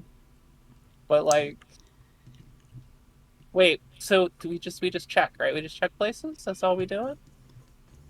For the time, yes. Okay, cool. While you, while you guys are up there, Unasa, well, you're over here in the corner. Yeah. Screwlem will tap your wheelchair with a soft clank, and then point over towards where the fountain is, where, weird shit's going down, or has been going down. And Why are you blue? Why are you Or like Reverie? Like Yeah, I actually have no Why is your idea token why blue? I'm blue. Why is your token blue? I don't know. it's probably just some kind cold. of buff, yeah, it's probably an effect or something, but, Oh, I'm be dazzled back. for some reason. Wait, why am I dazzled? My magnificence. yes, That's so exactly. real. That's so real. Yeah, while that whole thing has been going on, Screwlem has been kind of watching over Unasa's shoulder, and There we go. Unasa, you see Screwlem's eyes squint a little bit, almost as if exasperated.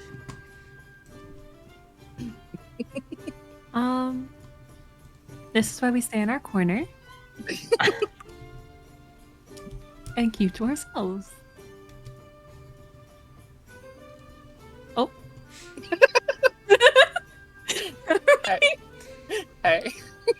Hi. How you doing? Did you You know, just you- chilling.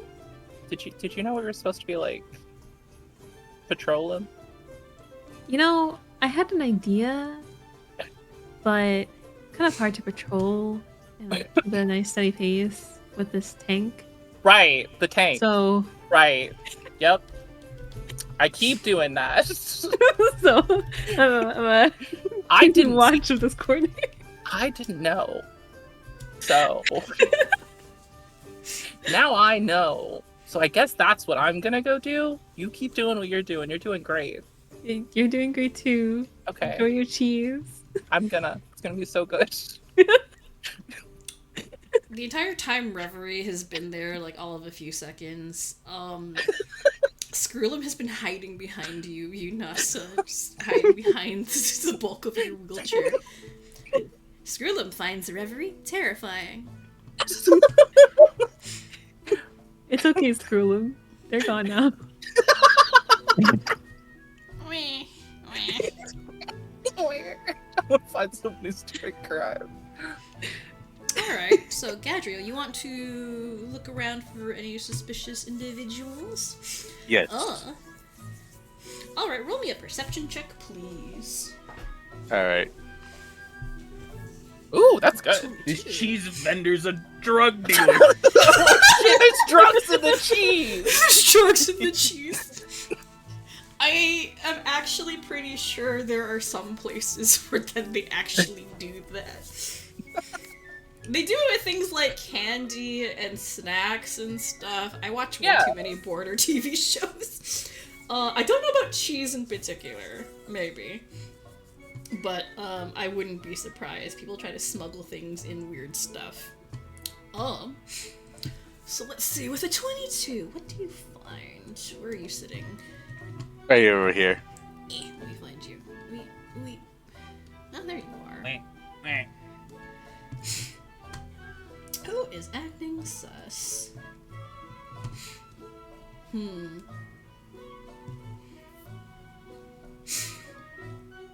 I drew party. Alright, so, Gadriel, Yes. because this is the Festival of Stars and there's quite a lot of tourists around, and also, you know, errants, adventurers.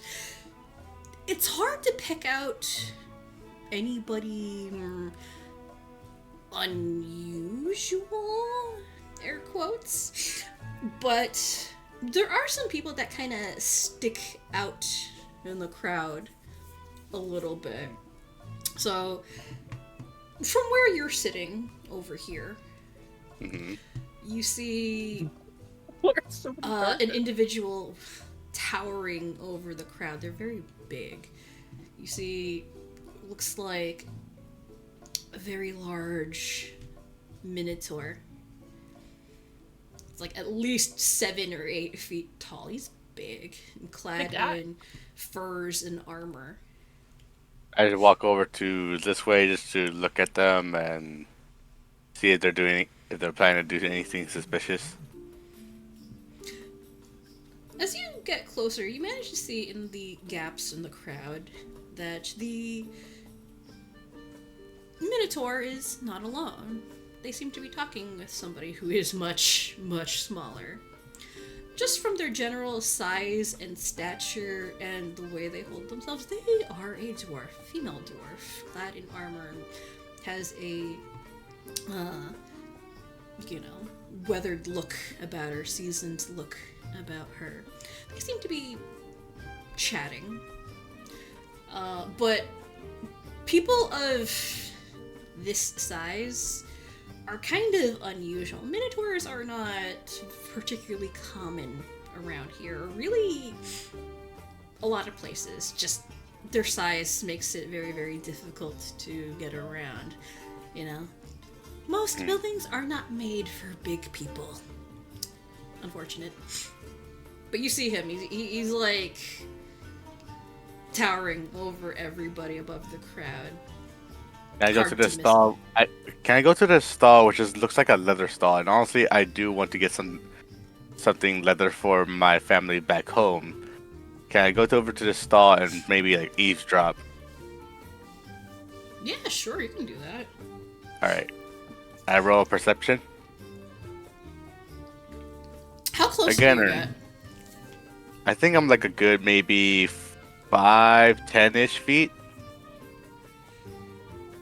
Alright.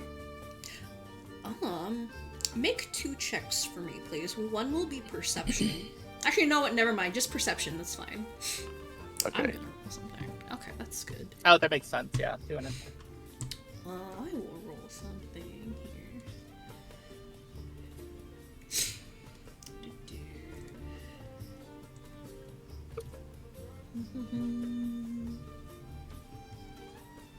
One moment.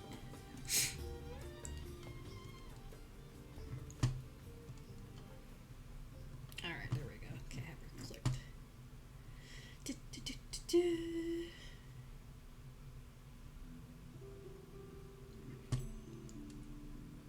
Oh, okay.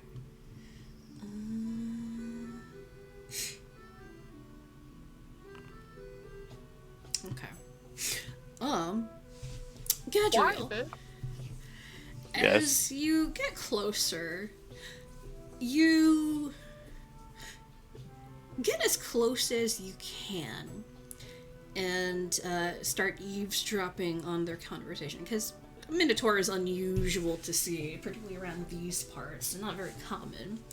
Yeah. And you eavesdrop on their conversation, and they seem to be discussing something.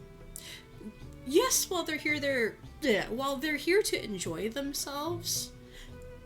They're not the typical tourist, and I'll include this with your perception check. The way that they're dressed is definitely not Genosian. With the way their armor looks, you've been a lot of places, seen people from a lot of places. The way that their armor and manner of dress looks, it's very severe, kind of, more muted. Hallmarks of Noctian fashion. So they are from the Yes. nation of Immernacht. So Darker colors, muted tones, more bulky, kind of severe armor. Meant to kind of have an air of intimidation just from a glance.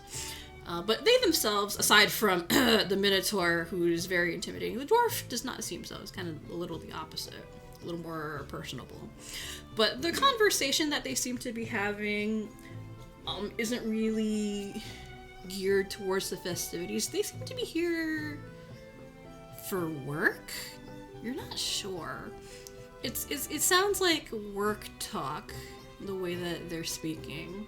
Like they're here on a mission. But the bits and pieces that you catch are interesting. Something about, are you sure it's here? Are you sure this is the correct time and place? What will we do if we find it? Stuff like that. It's very cryptic. And I wouldn't say hush, they're kind of talking to themselves, but not very loud. It's, it's a packed town square. There's people around. They're not talking very loud. They're trying to really not be heard, but you're standing so close that you can hear them discussing things amongst themselves. But yeah, the conversation is very cryptic. They're here for something. They're on a mission. And you catch something about, with this, maybe we can restore the homeland. Kind of confusing. But that's the gist of what you hear. Here on a mission, restore the homeland.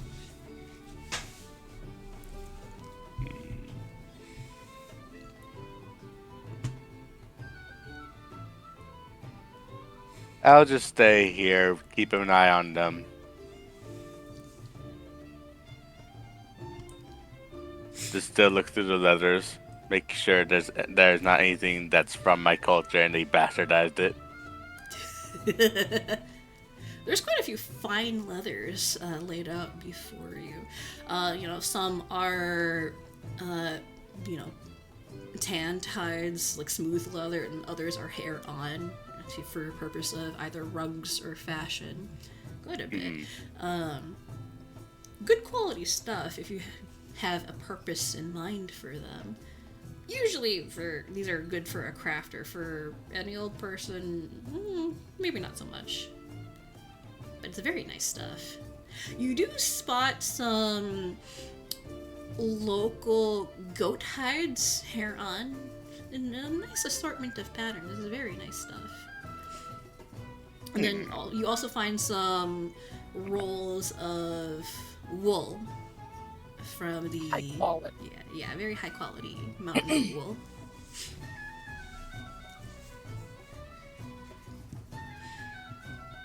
You can switch to another person while I look at these leathers. Right. Who is doing what right now? Well, seeing as I gotta do my job, I guess. Could I do a perception check? Sure. Meanwhile, Ridge is still buying more cheese.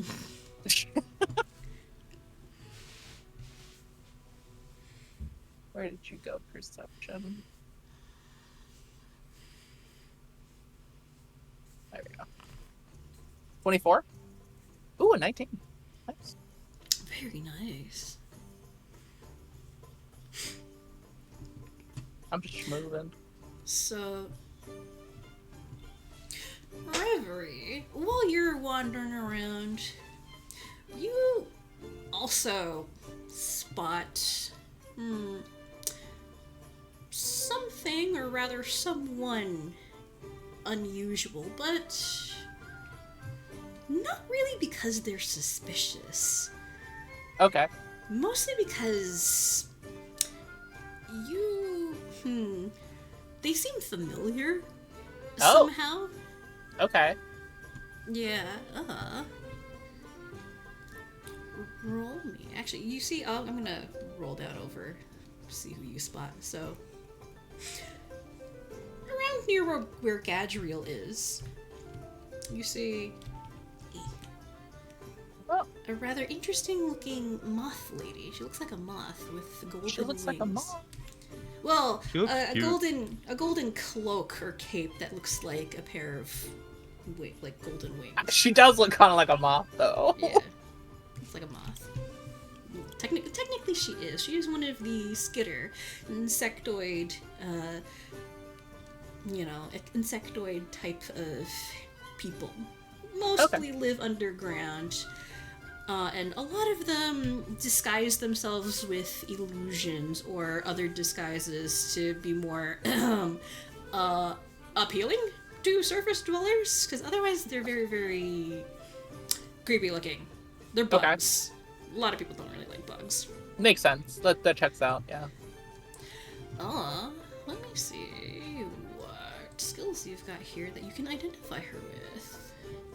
Yeah, you said she looks familiar. Roll me... let's do a lore skill roll. Roll me social media and influencer lore, please. Oh dear God, okay. This is actually appropriate. I only got a 7. Wait! Can I burn a hero point? We Yes, should have a hero point, right? You should have hero points, yeah, I forgot about that. Okay, I'm gonna burn one. Because we shall have 1. Yeah, you should all have one. Oh, wait, I gotta do it this way, wait.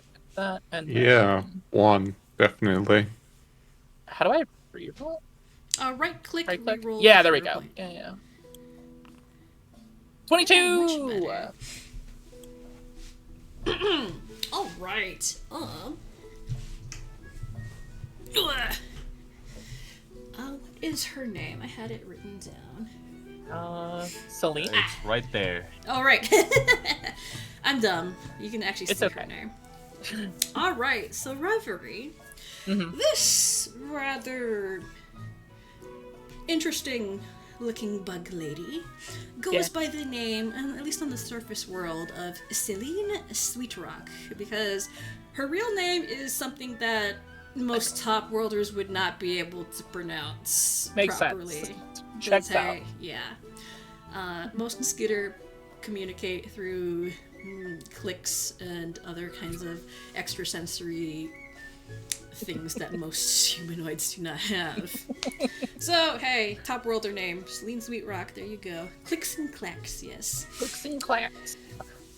And she's actually quite well known in the tech and information sector. She is actually quite freaking rich.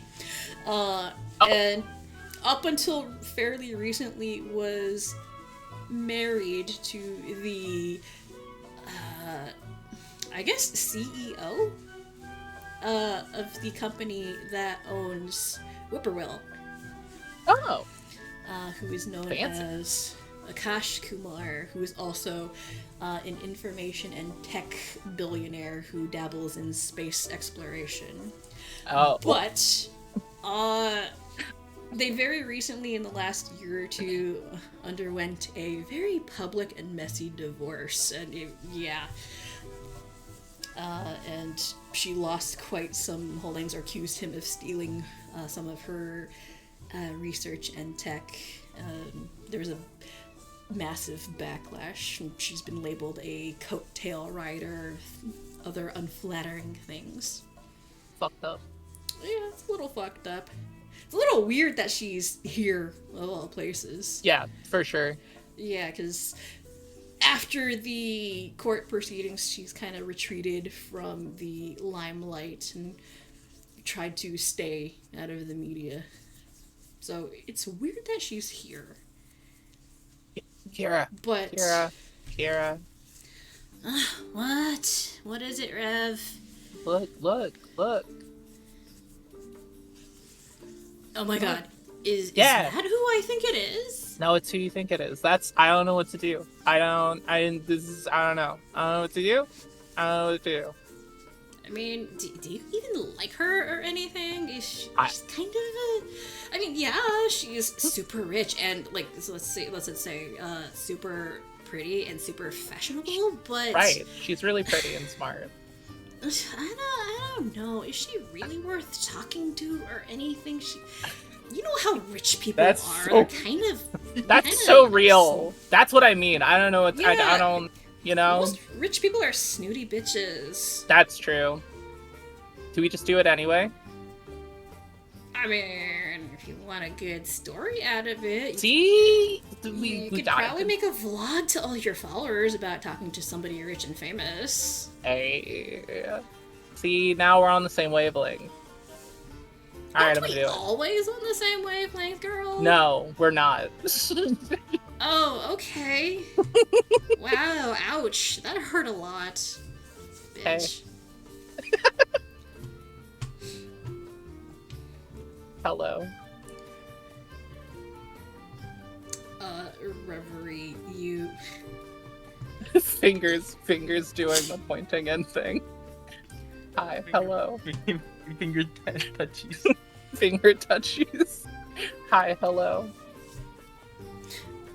Reverie, you see Celine turn her head slowly in your direction, staring at you with eyes hidden by what looks like really large, high-fashion sunglasses? Goggles? They're fancy You're not sunglasses. sure. They're very fancy. Visors.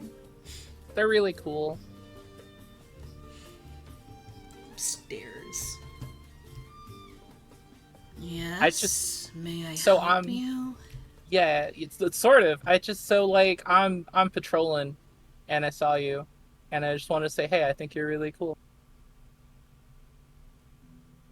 And all that stuff that happened was super fucked up, and I'm sorry, but I didn't do it. But you know, it's finger touchy. Stairs. Very long and uncomfortable. That's my wheelhouse, baby. You don't see her eyes, and you don't actually even really see much of a mouth. If she, you know, if she has a mouth, it's a bug mouth. Yeah. For sure. Yeah. And you can't really tell a lot about her body posture or body language because covered by the wing cloak. Or wing It's a very jacket. good. It's or a very whatever. cool cloak. It's really cool. I see. Are you a fangirl or something? I mean, I don't know about that. Just, you know, I just been keeping up with stuff, and I think that everybody was doing bad against you, and I think that was mean. Mostly, I just wanted to say that. Do it, because this looks like books, and that seems cool. And also, technically, I'm supposed to be working, but I don't really know what I'm supposed to be doing. So. Yeah. Stairs. Finger You're touches. you're not a reporter, are you? No. Like, I do vlogs sometimes, but, like, I'm not doing that now. I like do bard stuff and punch people sometimes. Sometimes I shoot them or tie them up with ropes and save the day. I jumped out of a cable car the other day. That was crazy. Yeah.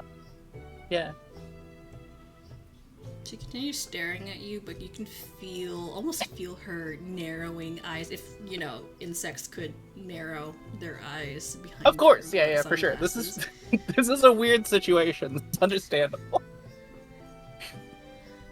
You're not one of those stupid social media influencer journalists. You see her lift her hands out from underneath her cloak thing, make finger quotes. The air quotes with journalist. Beautiful. Yeah. No, that's boring. No, I just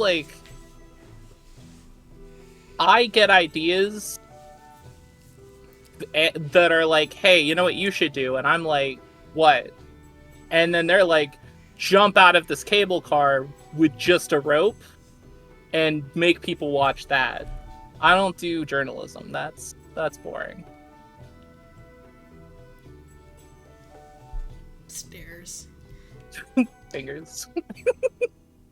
You're either very suicidal or very stupid. Yes. I don't know which. Perhaps it's What? both.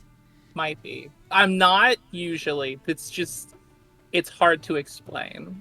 And I don't think you care enough for me to explain, and that's understandable.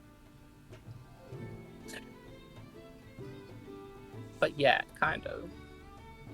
I'm not the brightest bulb on the tree. Yes, I can see that. What's up with these books? These look cool. So the books in front of you are all fairly similar material. They are related to... How do I phrase this? Are they related to a thing I might know? Twilight. They're all Twilight. They're related to a lot of local folklore and history and such. So Six Knights folklore, the Mage War history stuff. Also, the book that Celine is specifically holding is regarding a subject, God Jewels. Ooh. I know a little bit about that, I think.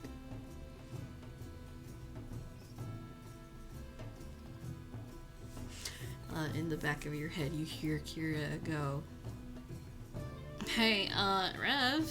Yeah, what's up? The book she's holding, aren't those those things that, what was that guy talking about before? Yeah, the things. The Nova things! thing. Yeah, the thing, the guy that killed me like twice. Yeah. Yeah, that one. I mean, yeah, shouldn't we be looking for information on that? I mean, make probably the rest of the group less mad at you. Not to like be fair, I care or anything. That was but your you fault care. specifically. How is that my fault? I was just sad that my family got all yelled at because I like shitty cheese. And you were like, you gotta teach him a lesson. And I was like, I do gotta teach him a lesson. To be fair, Rev, you do have shitty taste in cheese. You have shitty taste in a lot of things. You know what? That's fair. I don't gotta be so mean about it, though. I'm not mean all the time. I am your biggest fan. That's true. That is true. That's so real. You know I love you, girl. I know. We should probably try and get that book, though. I mean, she seems kind of bitchy. Do you think we can get it off of her? Maybe. Maybe we can. I mean, how's she reacting to this person talking to themselves in front of her? Oh, to be fair, I'm not saying this out loud. I got in trouble by Kira about it, so it's all like in my breath, not like under my breath at best. But you're still just kind of standing there. I am standing there, just thinking. You're just like, she could just notice your mouth moving, but you're not saying anything. Right.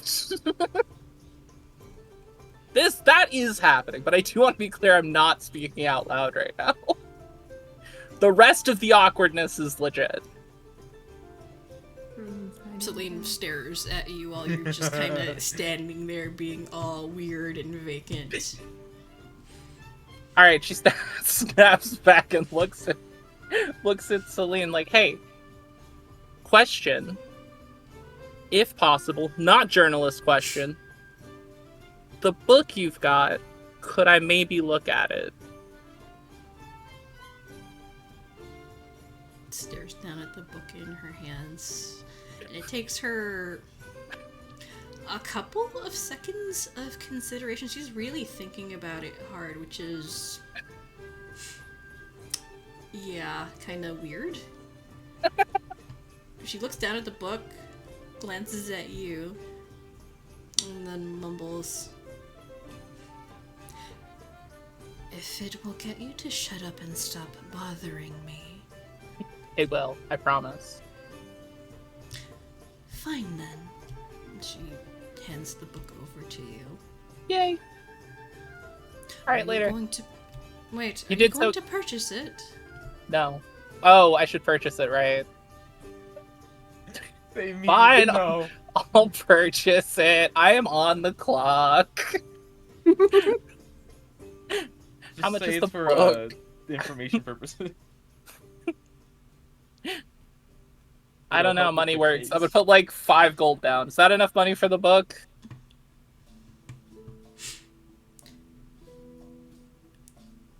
I don't know. Is it enough money for the book? I don't know. I'm asking if it's enough money for the book. It's not Or is my it your book? stall. It's not my book. Oh, right. That makes sense. Okay. Turns to the person in the stall, pushes the 5 gold forward. Is this enough for the book?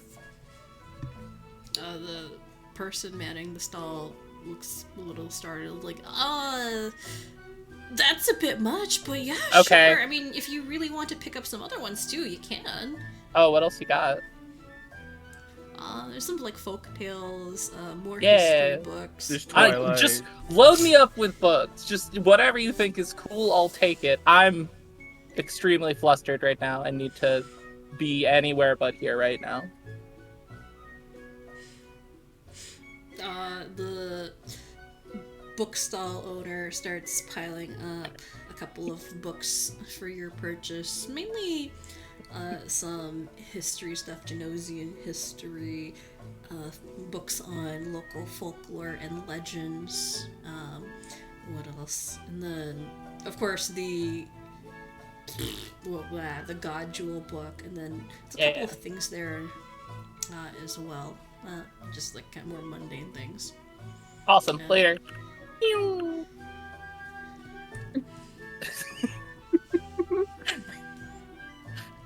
As you walk away, Celine just stares at you, boring holes into your back. I am unforgettable, if anything else. Also, because of the books that you purchase, you actually may use those for as an item bonus to any lore checks for the relative material.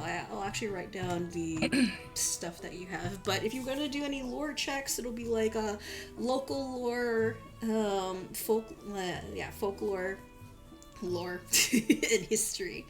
So for any of like those kinds of subjects, you can actually use those books as an item bonus. But I'll physically add them later. Thank you. Yup. Who else is doing stuff? You haven't... Ridge, what are you doing? You know, I never got my cheese. I assumed that the cheese was purchased in the meantime while everything else was going on. You have your cheese. Yay, I have my cheese.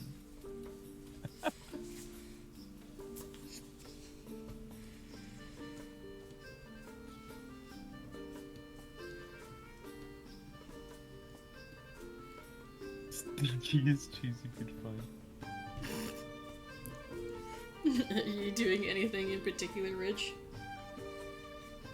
Oh, my bad. My fault, B. I'm gonna go check out what this stall has. Weaponry, actually. Oh. That's pretty neat. Is the stall keep here? Stall keeper here? Yeah, I'd say so.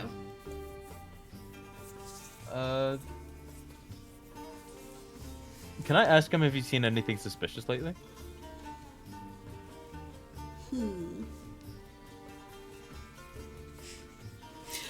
The shopkeeper will...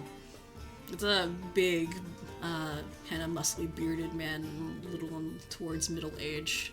Will fold his arms and start stroking his beard in thought. Ugh!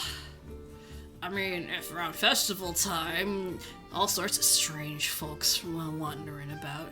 Anything in particular you're looking for? Alright. Thanks, mate. And he'll just head off.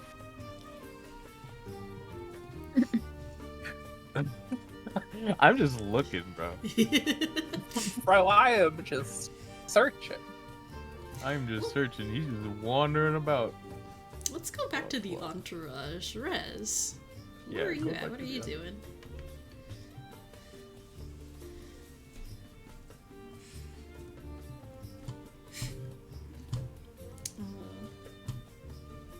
Yeah, what's Rez and his entourage up to? The entourage. Yeah. Sorry, I was muted as I was saying No, that. it's okay. Per Chronoglass's suggestion, I think as we're making the rounds, we're looking for any stalls that might have wands, perchance, to catch my attention. Oh, That makes sense. let's see. So, aside from a couple of the magic stalls, well, the more typical run-of-the-mill stalls that sells you see your standard magical item fare, you do notice an odd booth carrying a couple of magical things or magic adjacent things, and it's the stall that's being run by this fella over here, the Nebulon. The funny He got a black leaf hole hat. in his head.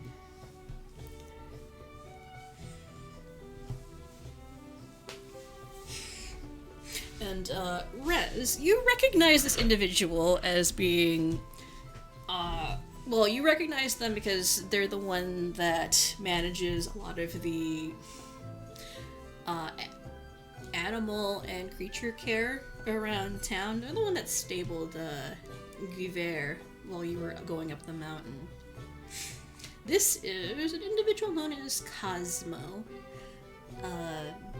Kind of eccentric. And talk around the town is that Cosmo is a bit of a hermit that lives in the woods kind of person, but they live in town, so that it's weird. But the stall has quite a few unique things for sale. Okay. Yeah. The alley hermit. Well, thank you again for taking such good care of Guiver. Well, I had to go up the mountain. I wasn't sure what terrain we were going to find, so it would have been very unfortunate for any narrow mountain passes. Cosmo nods and emits a almost reverberating chuckle that's kind of weirdly garbled out by whatever weird energy mass is flowing around their head or face or whatever the heck that is. Oh, of course. Those narrow mountain canyons are not a good place for a magnificent creature of this size, yes. Yes, they definitely took quite a while to tame. I would not want to go through that again. The burns are still memorable. But One wanders up to Guiver, reaches up to pat the flank. Ah, yes, such a magnificent specimen. You are quite the talented tamer. well, thank you. I think I've had, flashing a look back at Chronoglass, a little bit of practice on that. Glass squints off to the side, looking somewhat sheepish. Ah, What are you yes. in? Sorry, terribly sorry. What are you in town for today, though? Oh, well, errands have a wide variety of companions. So I am selling some things that would assist in the care of said companions and familiars. And Cosmo is actually bigger than you. I not just barely. and they will step aside and wave a kind of woody branch hand towards their stall. And it has a lot of weird things like, typical barding, saddles, saddlebags, mundane stuff. But there's a couple of more magically inclined items for sale. So they have a bull hook. There's a couple of charms for sale, which are like empathy charms. And then steady foot tassels. But amidst all of that as well, you see what looks like the handle of a wand sticking out from the mishmash of assorted trinkets. Care What? to have a look, sir? Yes, you have quite the range, but something calls to me with that wand there. What is that per se? Cosmo will stare at the table, move towards it, and start sifting through stuff, making loud clanking noises. Finds the object in question and then pulls it out. This thing it actually looks kind of like old, worn, and battered. It looks like it's seen better days.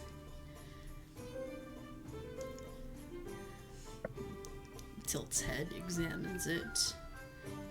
Ah, what a curious thing.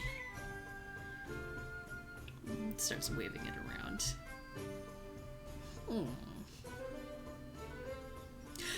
I remember this thing.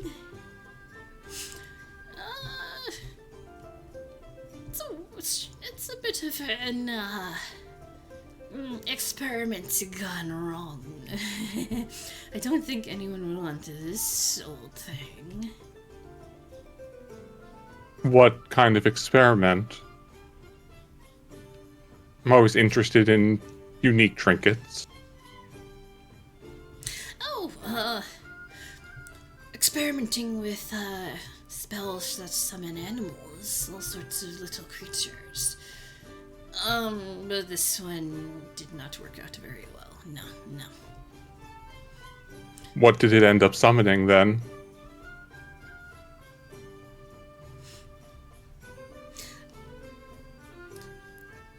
If Cosmo had a face, would probably be smiling or smirking right about now, but just the way the energy flashes around their head kind of seems to indicate some measure of amusement. Frogs. Plague of frogs. A plague of frogs, you say? Not quite a plague, more like a mini plague, just a small one. You had my interest, you now have my attention.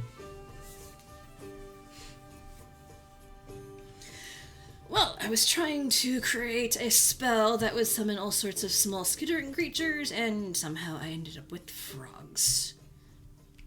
Well, as you can see, I have a bit of a reptilian entourage myself. Perhaps I could take that off your hands. 50 gold? Cosmo tilts their head. Oh, but not, are you sure? It's a junk spell, really. The frogs don't do anything aside from make a lot of noise, and they actually do have physical presence. They can't die. I mean, they can die, but they just disappear and conjures more. I mean, that's your fee for taking care of Guiver plus this. I think it's fair enough.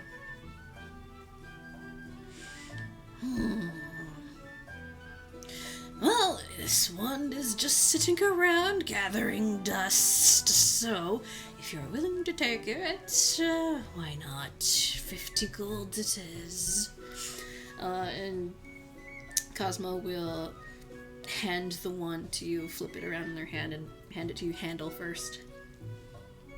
Excellent. I'm sure you'll find use for it. If not, just have a bit of fun. Exactly. Like I said, I'm always interested in unique trinkets, and so much of the stuff here is so pedestrian.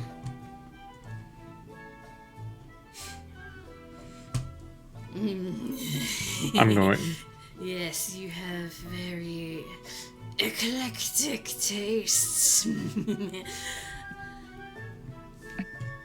And the laugh is not very comforting at all when Cosmo hands you the wand.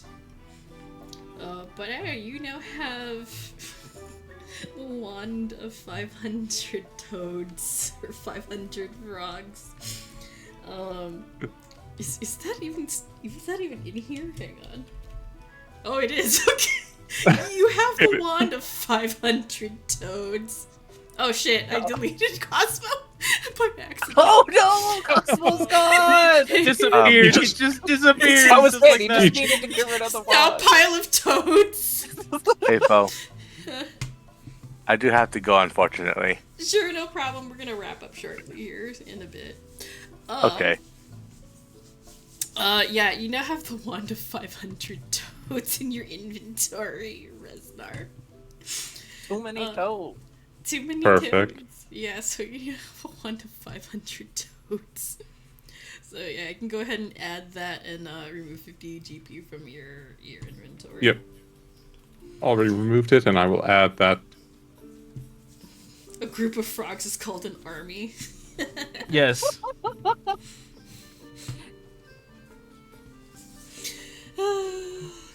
By the way, whenever Resnar uses that wand, will you have to place down 500 tokens of frogs, or just No. No, It- no, it just assumes it's a pile. It's in an area. It's just a pile, it's a cube of fucking The whole- toads. Yeah, it's a The whole cube point is- of toads.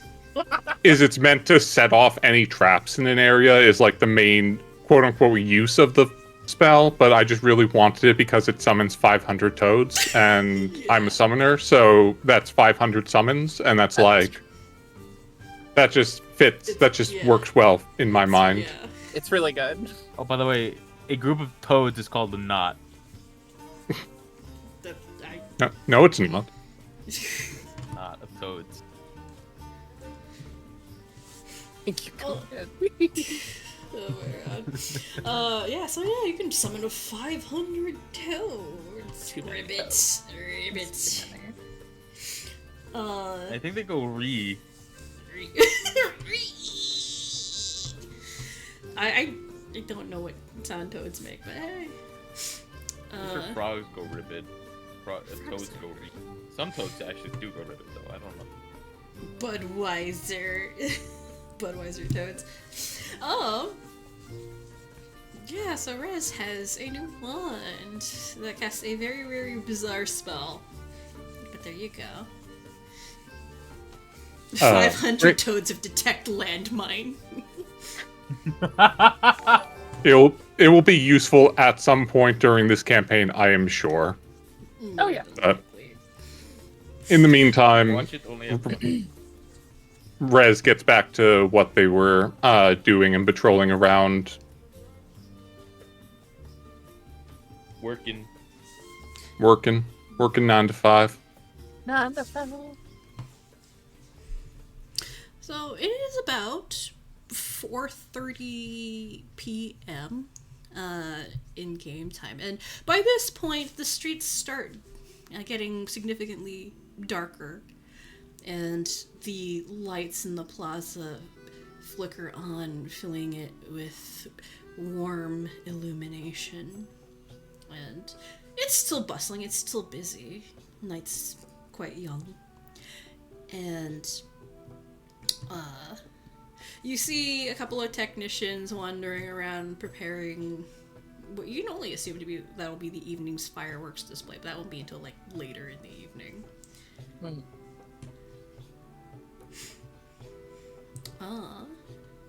And as the day continues on, you spot Nova hovering around here and there, and he starts growing increasingly anxious, nervous, like he's anticipating something.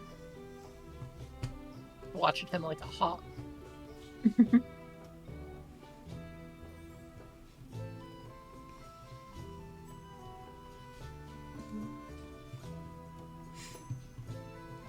I see. And as the sky gives way from the pale blue to the dazzling array of sunset oranges and pinks, it gives way to the star-filled twilight of the evening. And roll me perception checks, everybody, real quick. Oh, okay. Perception. Perception. 19.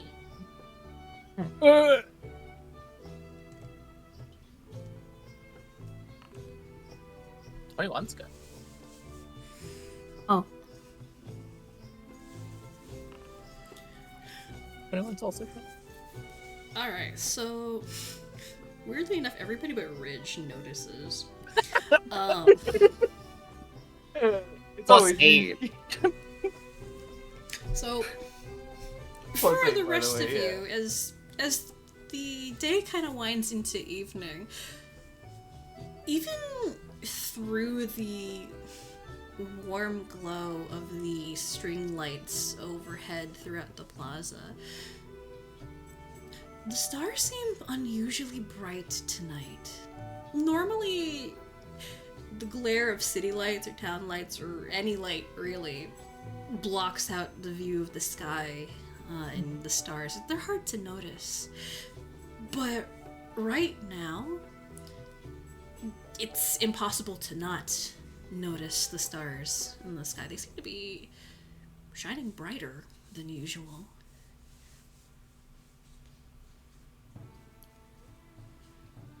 Well, that seems ominous. Fish. Fish that's been out in the sun all day. Ridge is Fish. thinking about Tailed fish. fish. Hey, I mean, I never noticed it, so I can only question the fish.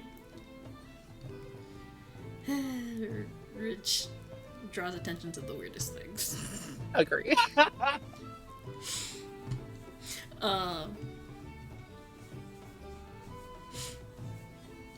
Who is present here?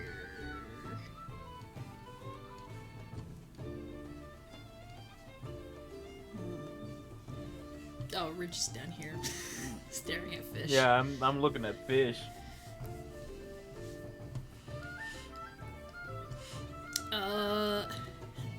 Reverie. As you're standing around, you see Nova drift past you, and you hear him mumbling. Shouldn't be long now. Any minute. Any minute, you say. Any minute for what, Nova? He nods.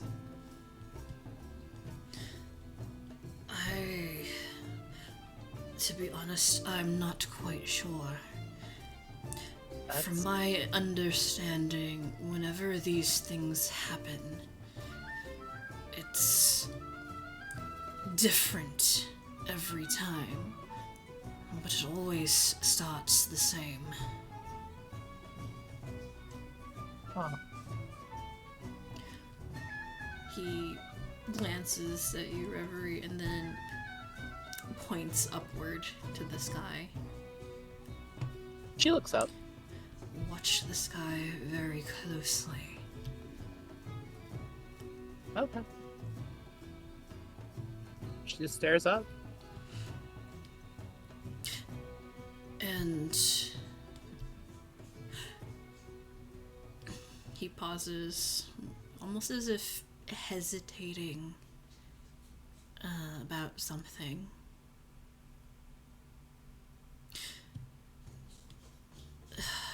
You will know it when it happens. But when it does, keep watch for who moves where. Okay.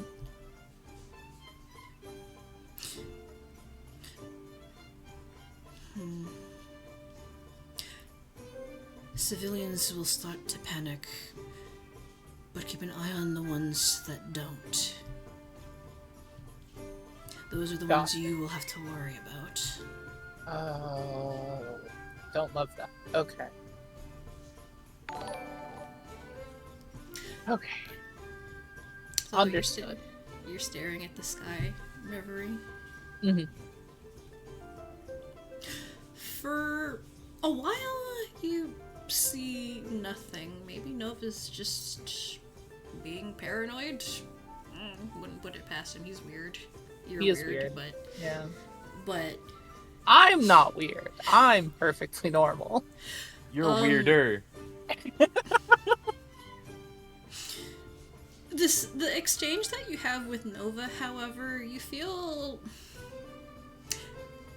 tense, anxious. Yeah. And Kira, who is usually non-stop yakking in the back of your head or pestering you about something, is weirdly quiet. And the anxious sensation, almost worrisome, it's coming from her. Oh. Yeah. Oh, well, that doesn't feel good. That feels ominous, in fact. Yeah, and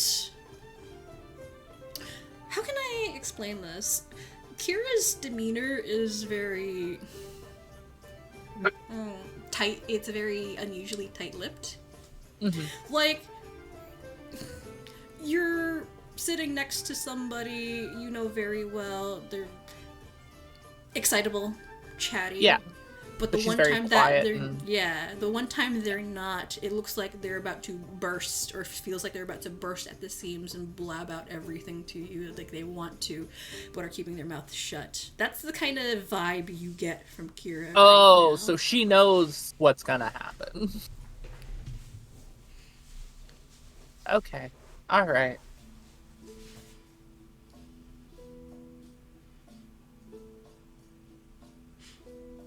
Hey Kira, so what's up? You're Kira just kind of humming to herself in the back Yeah? of your head. I can feel you. Oh, I'm not up to anything. I'm being behaved. That's not convincing. I'm very unconvincing. That was bad even for my standards. Oh my god, shut up. I want to be clear. I'm nowhere near as unconvincing as you. That's not true. I'm very convincing. Okay, maybe, sometimes. Sometimes. Yeah. Alright, I'm just gonna wait then. If you don't wanna spill the beans, then I'll just wait. I mean... So, this Nova guy is kind of sus, okay? Right? Yeah, I mean he killed me, right? Yeah. Well, he didn't, but you know, Yeah, he's kind of sus, right? he's a little sus. Yeah. Indirectly killed you. Twice. Yeah. All I can tell you, and I don't know how much I can really say, all I can tell you is that I think he knows more than what he's actually telling you. I mean, I assumed that from the jump. I'm gonna be honest. Like, really? How much That's- do you really know about what he's asking you?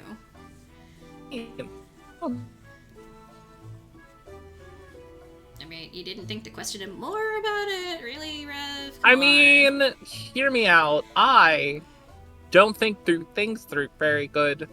You really and I feel like don't. you should be the one specifically to understand why that's an issue for me. Okay, Reverie, I'm only here to watch you.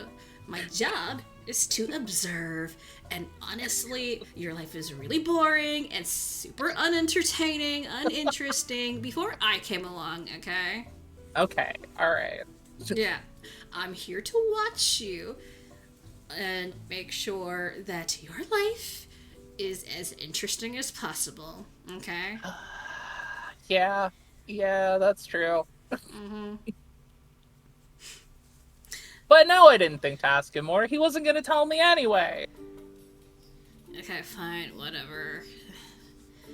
You do you. I mean, I love you anyway. Okay, good.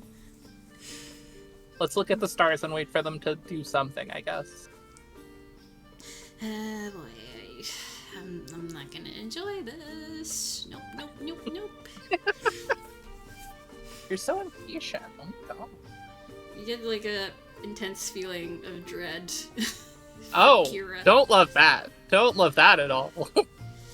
Yeah, just watch your back, honey. Okay. Oh god, is he gonna try and kill me again?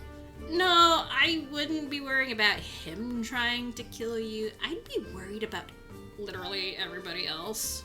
What the hell? That's the last thing I want. What? Bitch, you don't know anything about god jewels? I got a book I mean, I from the suppose that's good pretty enough. lady. I got the book from the pretty lady. I can read it. I can't read it now because I gotta look at the stars. But like, I got a book. But also, I don't know what that is. So Just, if the stories are anything to go by, shit's gonna go bad really fast once it starts Oh. going down, so oh god. just Okay. watch yourself, okay? Can I? We do have. I'm gonna double check, but I think we've all got like earpieces and stuff, right? Mm-hmm, you do. Mhm. You can Yeah. communicate quickly that way. I do just want to send out a message, be like, hey, everybody, please be on guard. Apparently, some shit's gonna go down, shortly.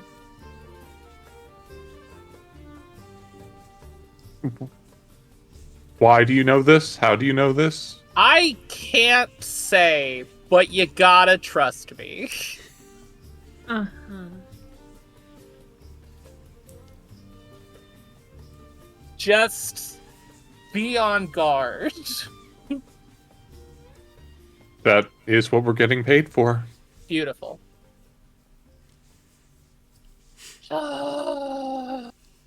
Alright, let's do this. Stares up at the sky again.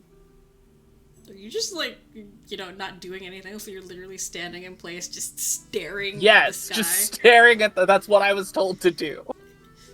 I'm good at following direction.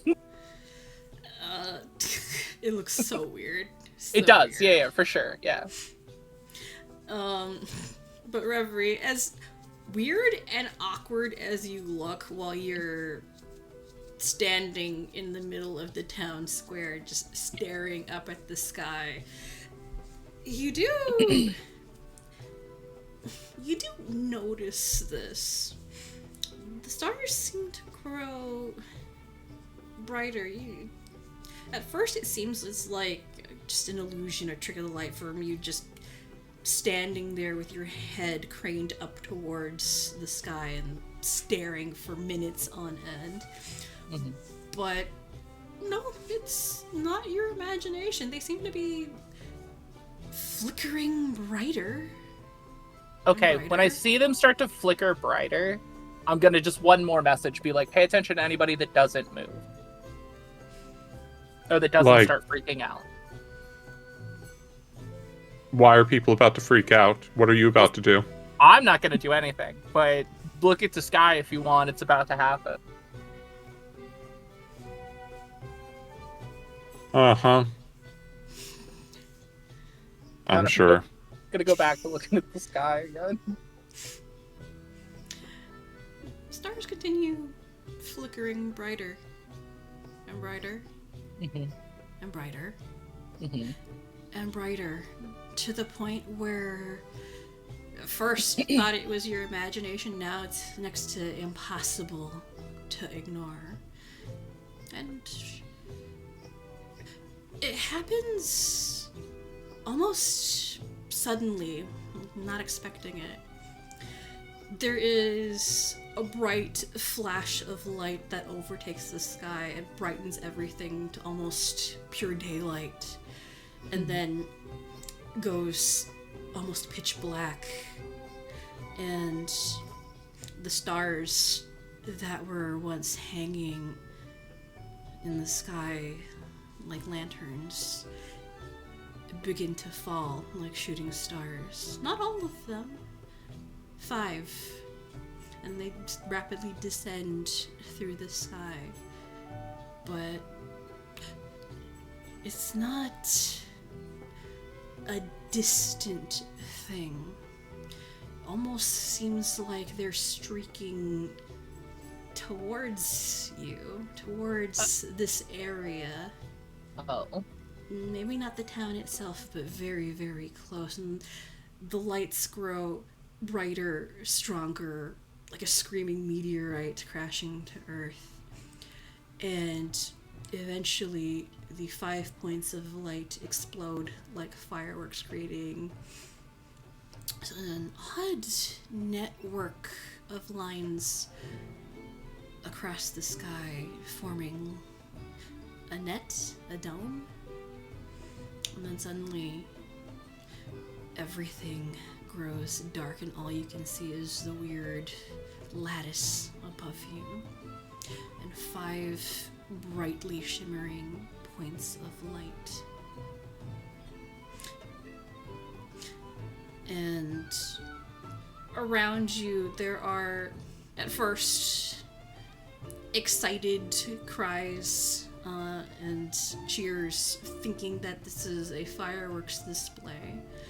But around the corners of the plaza, you see a lot of the firework technicians shooting confused looks around them, yelling into their radios in panic. And then it starts to sink in for some people. Something weird is going on. And among the civilians, they don't seem to be concerned at first, but you see strange looks, knowing looks among some of the errants. And you hear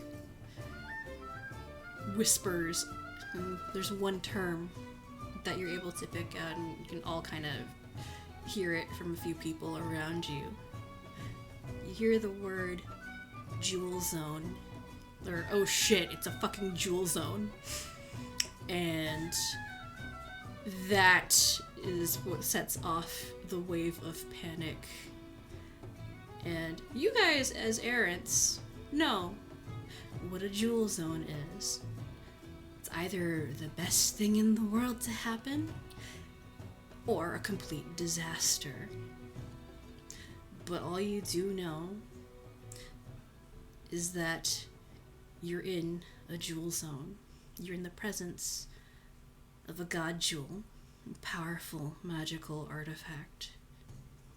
And if history and stories are any indication, the people who don't go running are the ones you need to be worried about the most.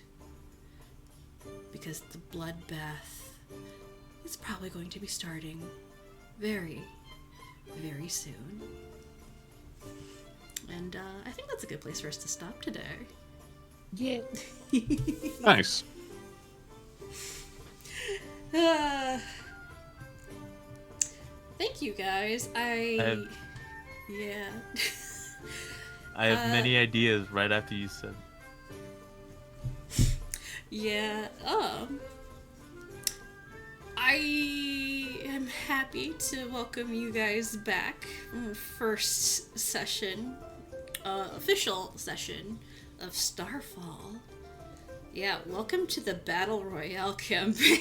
Battle Royale campaign. Battle Royale Let's go. campaign. Battle Royale, We're in it to Hunger win it. Games. But not necessarily. I can explain, I can explain more about the Jewel Zone next session, but I wanted to leave it a little bit on a... Yeah, for sure. a little bit on a suspenseful note. But yeah, Jewel Zones would be something all errants would know about, because it is like... worst case scenario of artifact hunts. Yeah. Worst or best from worst the or sound of it. best. Yeah.